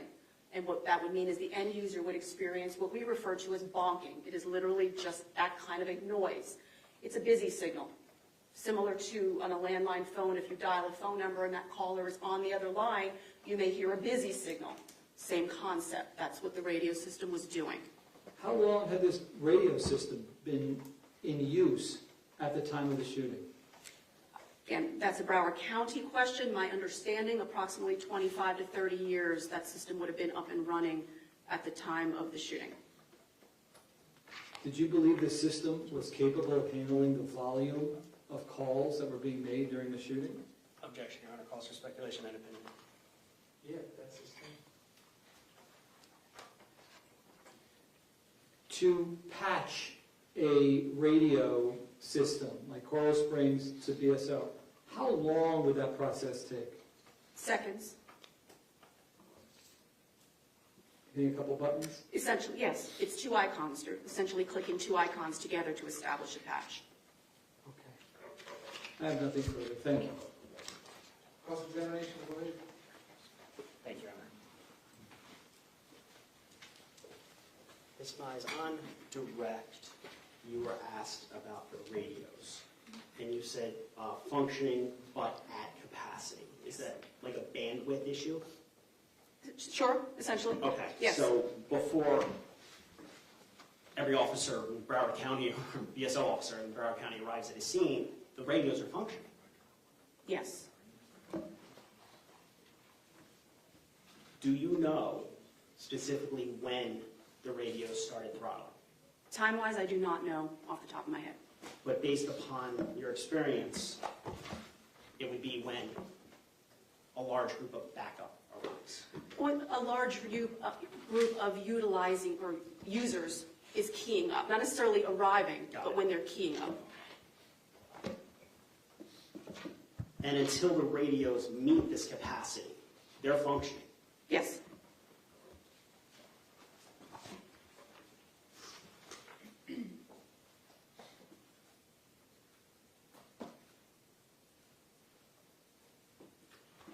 And when you said that Coral Springs sent over 2 to 3 calls, correct? Correct. That was in the beginning of Yes. when the shooting happened. Yes. So BSO was notified right at the inception of when the shooter started, the 911 started calling coming in. Essentially, once when Coral Springs was being notified, they advised us. Based on that, any redirect? No, Your Honor. Is the witness excused? Yes, sir. You missed that now? Thank you very much. While she's doing that, defense, you may call your next witness. Just be able to brief sidebar.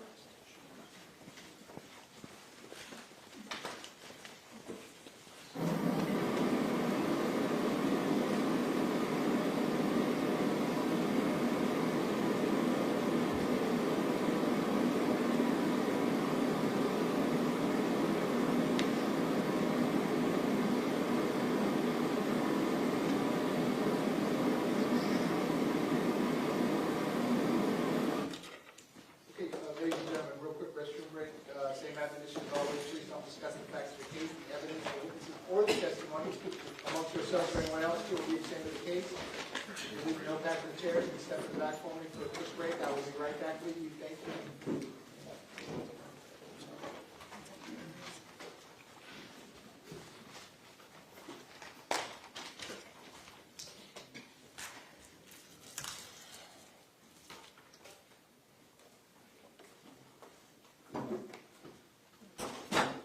Okay, we're outside the presence of the jury. Everyone can be seated. So, defense, one more witness. I believe so, Judge. Okay, and then, no time limit, but, I'm just trying to make a determination. I need to have the front end of the conversation with Mr. Peterson about whether he wants to be a witness or not. Do you have a ballpark how many more witnesses you might be calling? I don't have an exact number just yet. If we can have the break, finish with this witness, and then we typically organize who we're going to call, I can give you a much better idea. Okay, because I'll just have front end of that conversation, and then before you get to the end of your presentation, I'll have to have the second part of that conversation. But we can do that after we're outside the presence of the jury today. So real quick, 5-minute restroom break, then we'll come back, handle the last witness for the day, and then we'll discuss scheduling after that. We'll be in recess for 5 minutes. Thank you.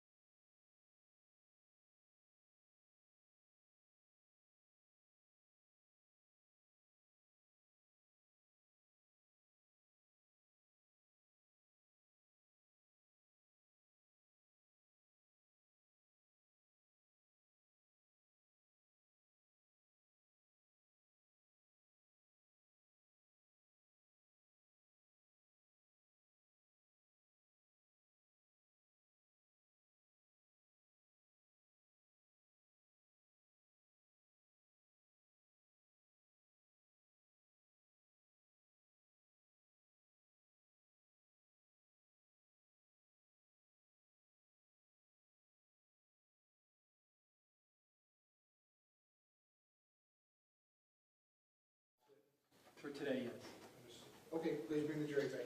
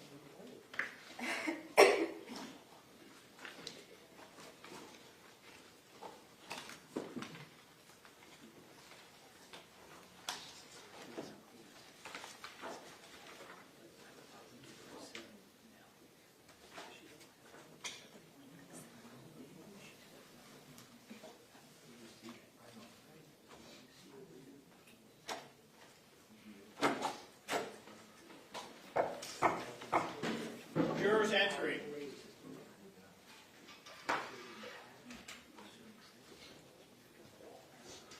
Ladies and gentlemen, welcome back. Come on in.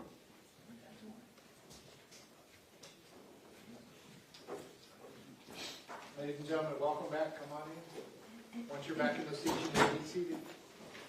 All the parties may be seated. Ladies and gentlemen, those of you using the notepads, I'll give you a moment to get your notepads back out.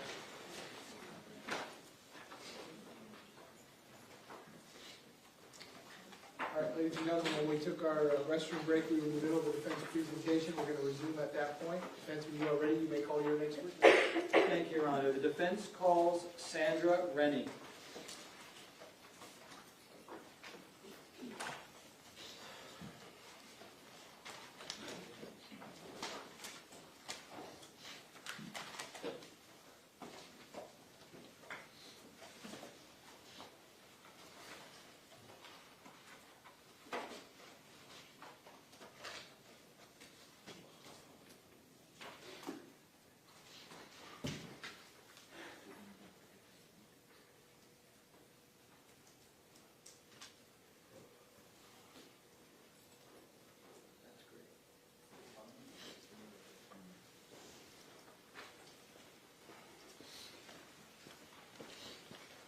Now, if I could have you come all the way up here to the witness stand, please.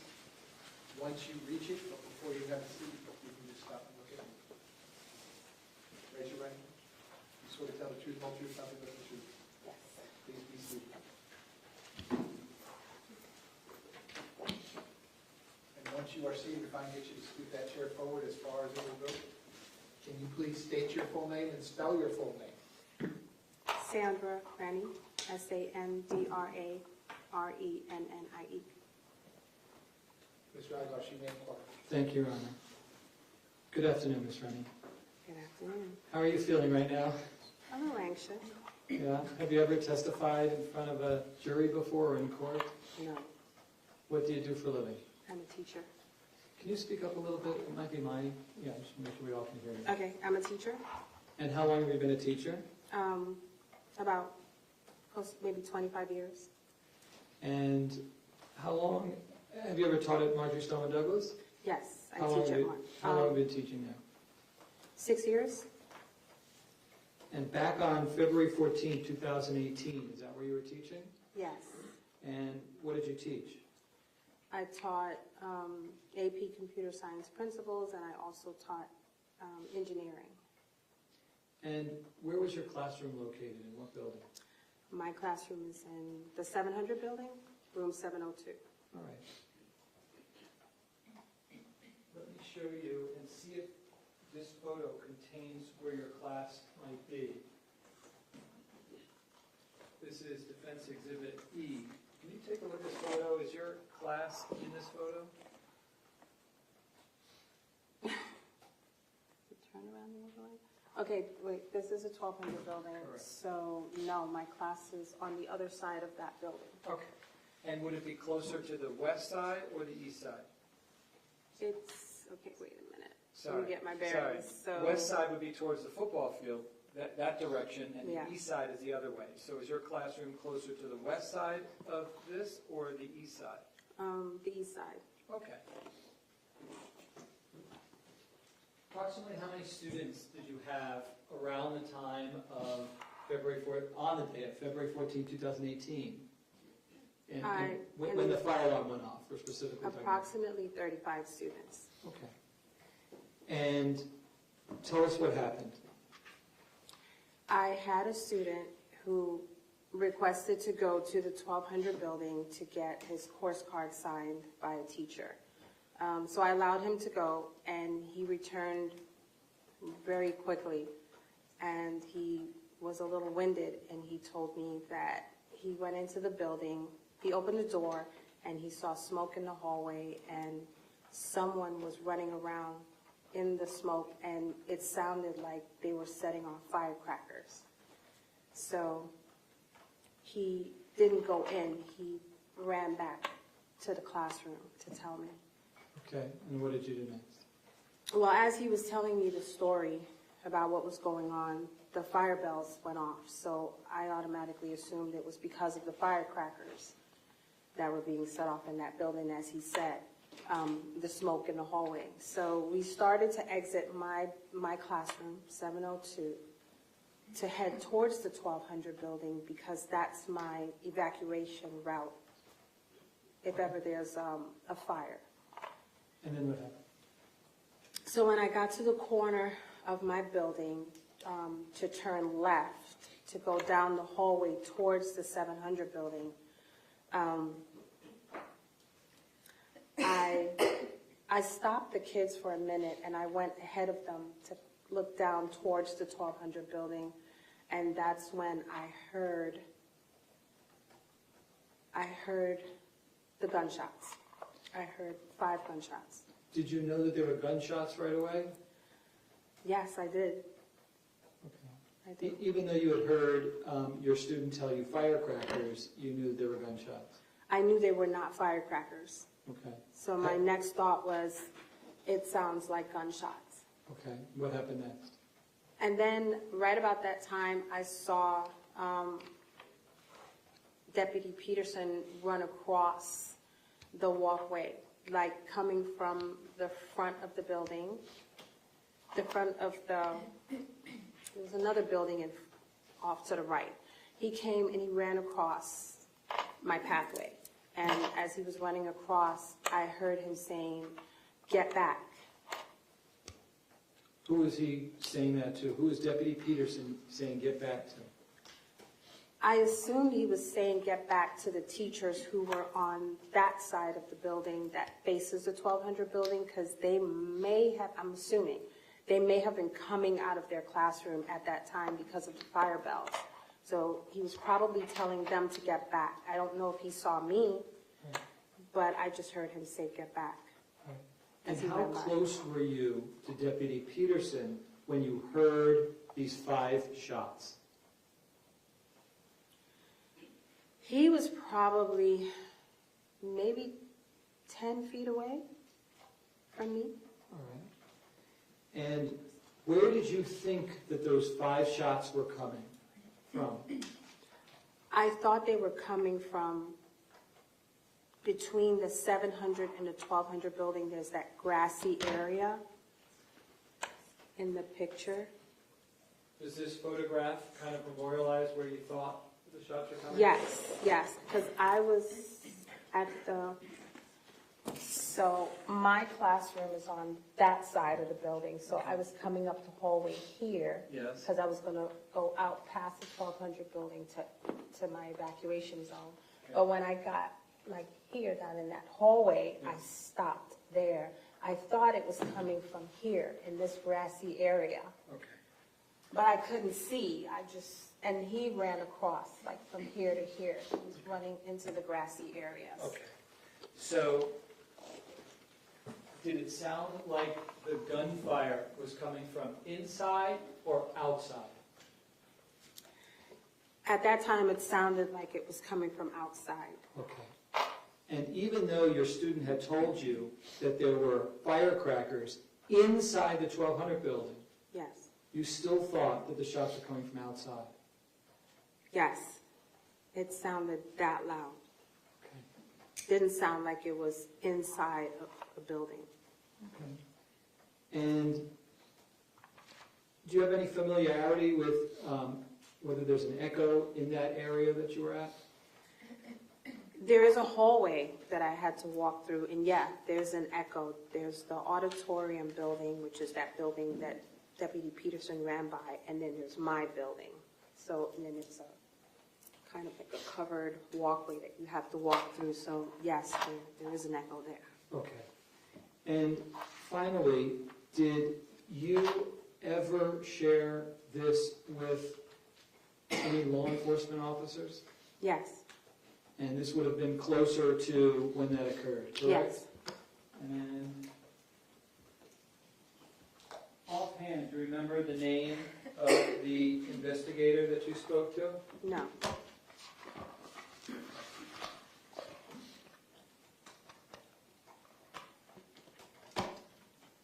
When you gave your statement, though, this was years ago, correct? Yes. Was there ever a time when you heard those shots that you said, my goodness, it's coming from the 1200 building? No, I thought it was coming from outside between the 700 and 1200 building. Okay. I thank you for coming in today. Good You're luck to you. welcome. Thank you. Cross-examination, go ahead. Thank you, Judge. Good afternoon, Ms. Rennan. Good afternoon. Are you familiar with this? Do you recognize this area? Okay, wait, let me see where I am.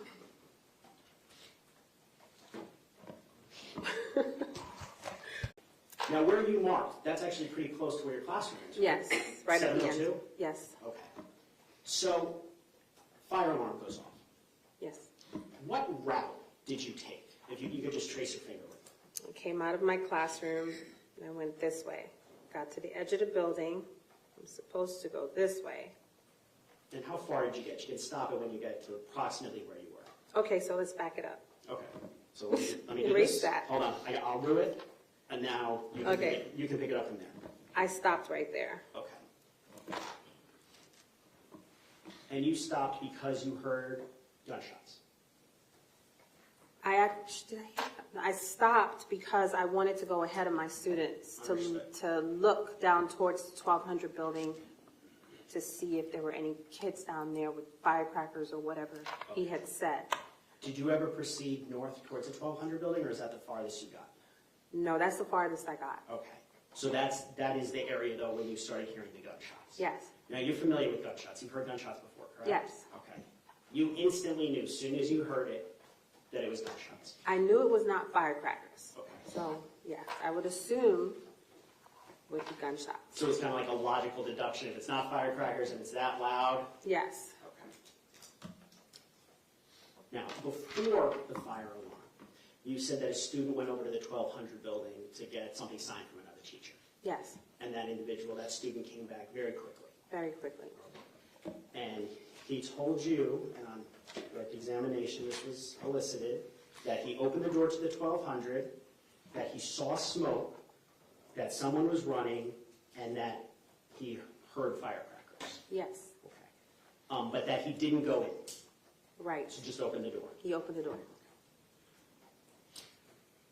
Immediately after that conversation you had with that student, the fire alarm goes off. Yes, as we were speaking about it, the fire alarm went off. Okay. Fire alarm inside your classroom, how loud is the fire alarm? It's inside and outside. It's very loud. Okay. Is it louder inside than outside? I'd say.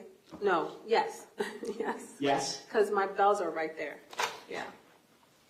Now, when you're in this, go back to the picture, when you're at that spot where you stopped, you saw Mr. Peterson running. Yes. Can you just, and I'm going to change the color here, can you just show the area approximately where he was running? He came from here and ran across there. Okay. Why did you think he was running? The noise, the gunshots, the whatever, everything was happening at the same time. So you thought he was running to confront the shooter? I thought he was running to, I didn't think about all of that, but Well, I don't want to put words in your mouth. What did you think? I thought he was running towards whatever was going on. Did it make sense to you as a teacher working at that school that the school resource officer would go towards what was going on? Yes. And in your experience as a teacher, is the school resource officer there to protect the Yes. people on the campus? Are they there to look out for the welfare of the people on the campus? Yes. Did you see when Mr. Peterson decided to go, whether he decided to go into the building or come back to the hallway between 700 and 800?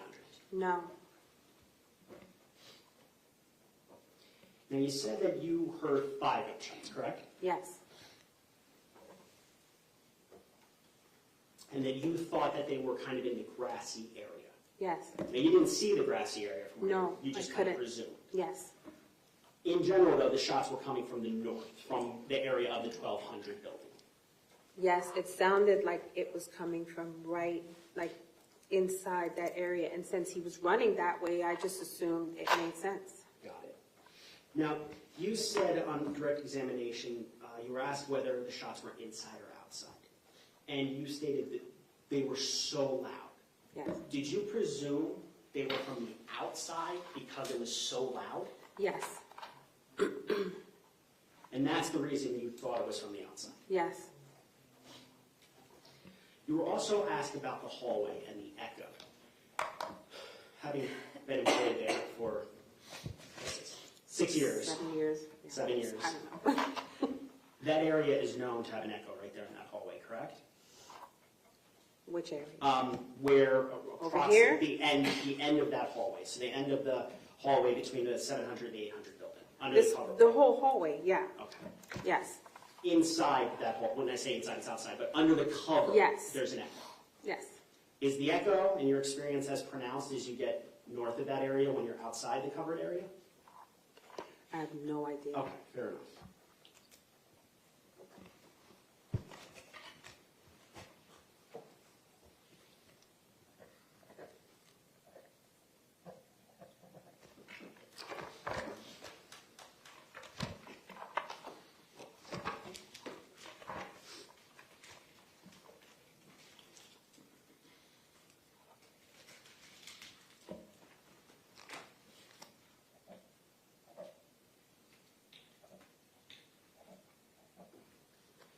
Did you also think that they were gunshots, not only based upon how loud they were, but the succession of the noises? Yes. And with your familiarity with gunshots or guns, did you think, what kind of gun did you think you were dealing with? A big one. A big one, okay. I had no clue. I just knew it was big. Okay. Now, ultimately, after you hear those shots, you run back to 702, your classroom, correct? No. You don't go inside, but you run back to that area, correct? I'm asking. I ran past that area. Okay. You saw students, though, and you basically said, I run. told my students to run in the opposite direction. So just run south. towards the courtyard, yes. And I'm going to go back to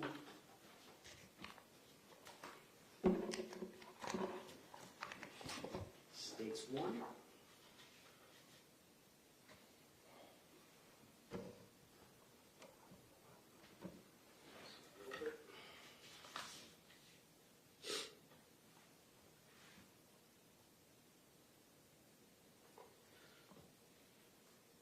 Now, from the area of 702, where did you run to? You were tracing right now.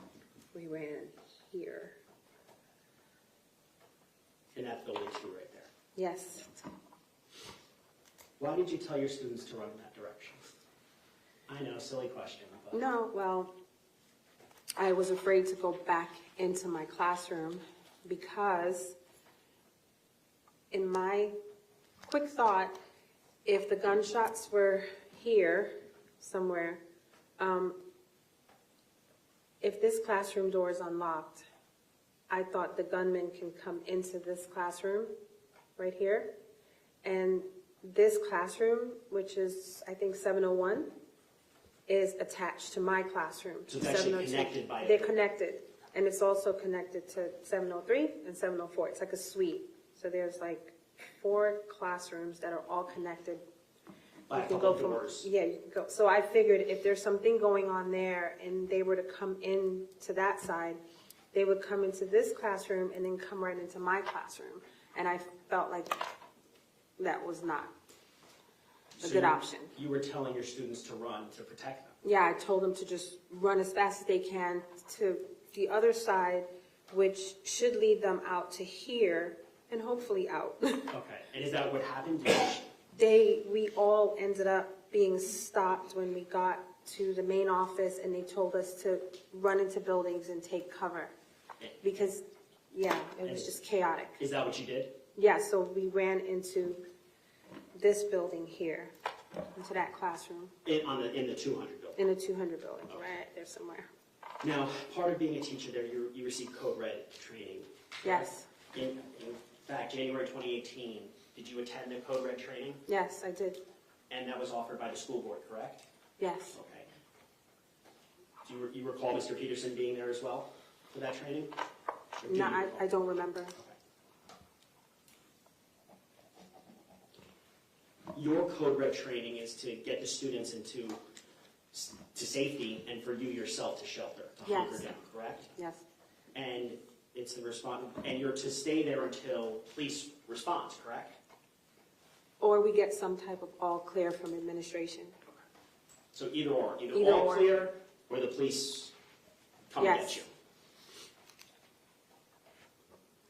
Based on that training, you're taught that the school resource officer, the police are going to do something, correct? Yes, That was your expectation, correct? yes, And is that why you thought when you saw Deputy Peterson running that he was going to seek out the loud noises? yes.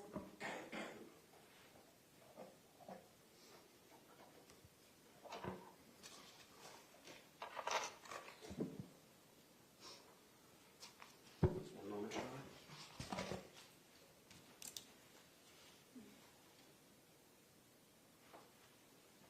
I have nothing further. Thank you. Based on that, you redirect. It's just very brief. Go ahead. I want to make sure I heard you correctly. Shortly after hearing the shots, Yes, you thought you were in jeopardy if you just stood there in the area, correct? correct.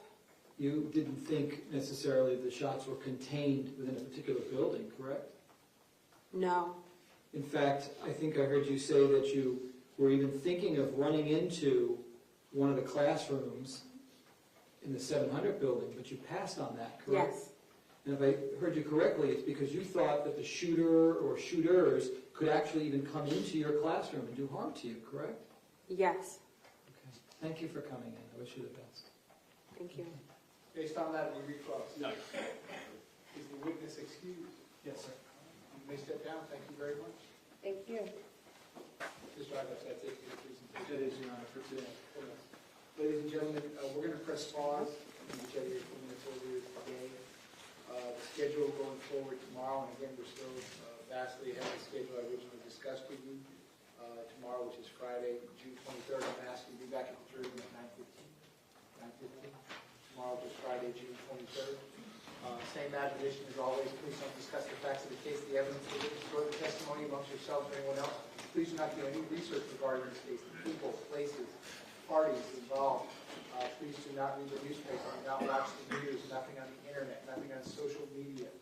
I hope you all have a good night. I will see you tomorrow, which is Friday, June 23rd at 9:15 a.m. Have a good night.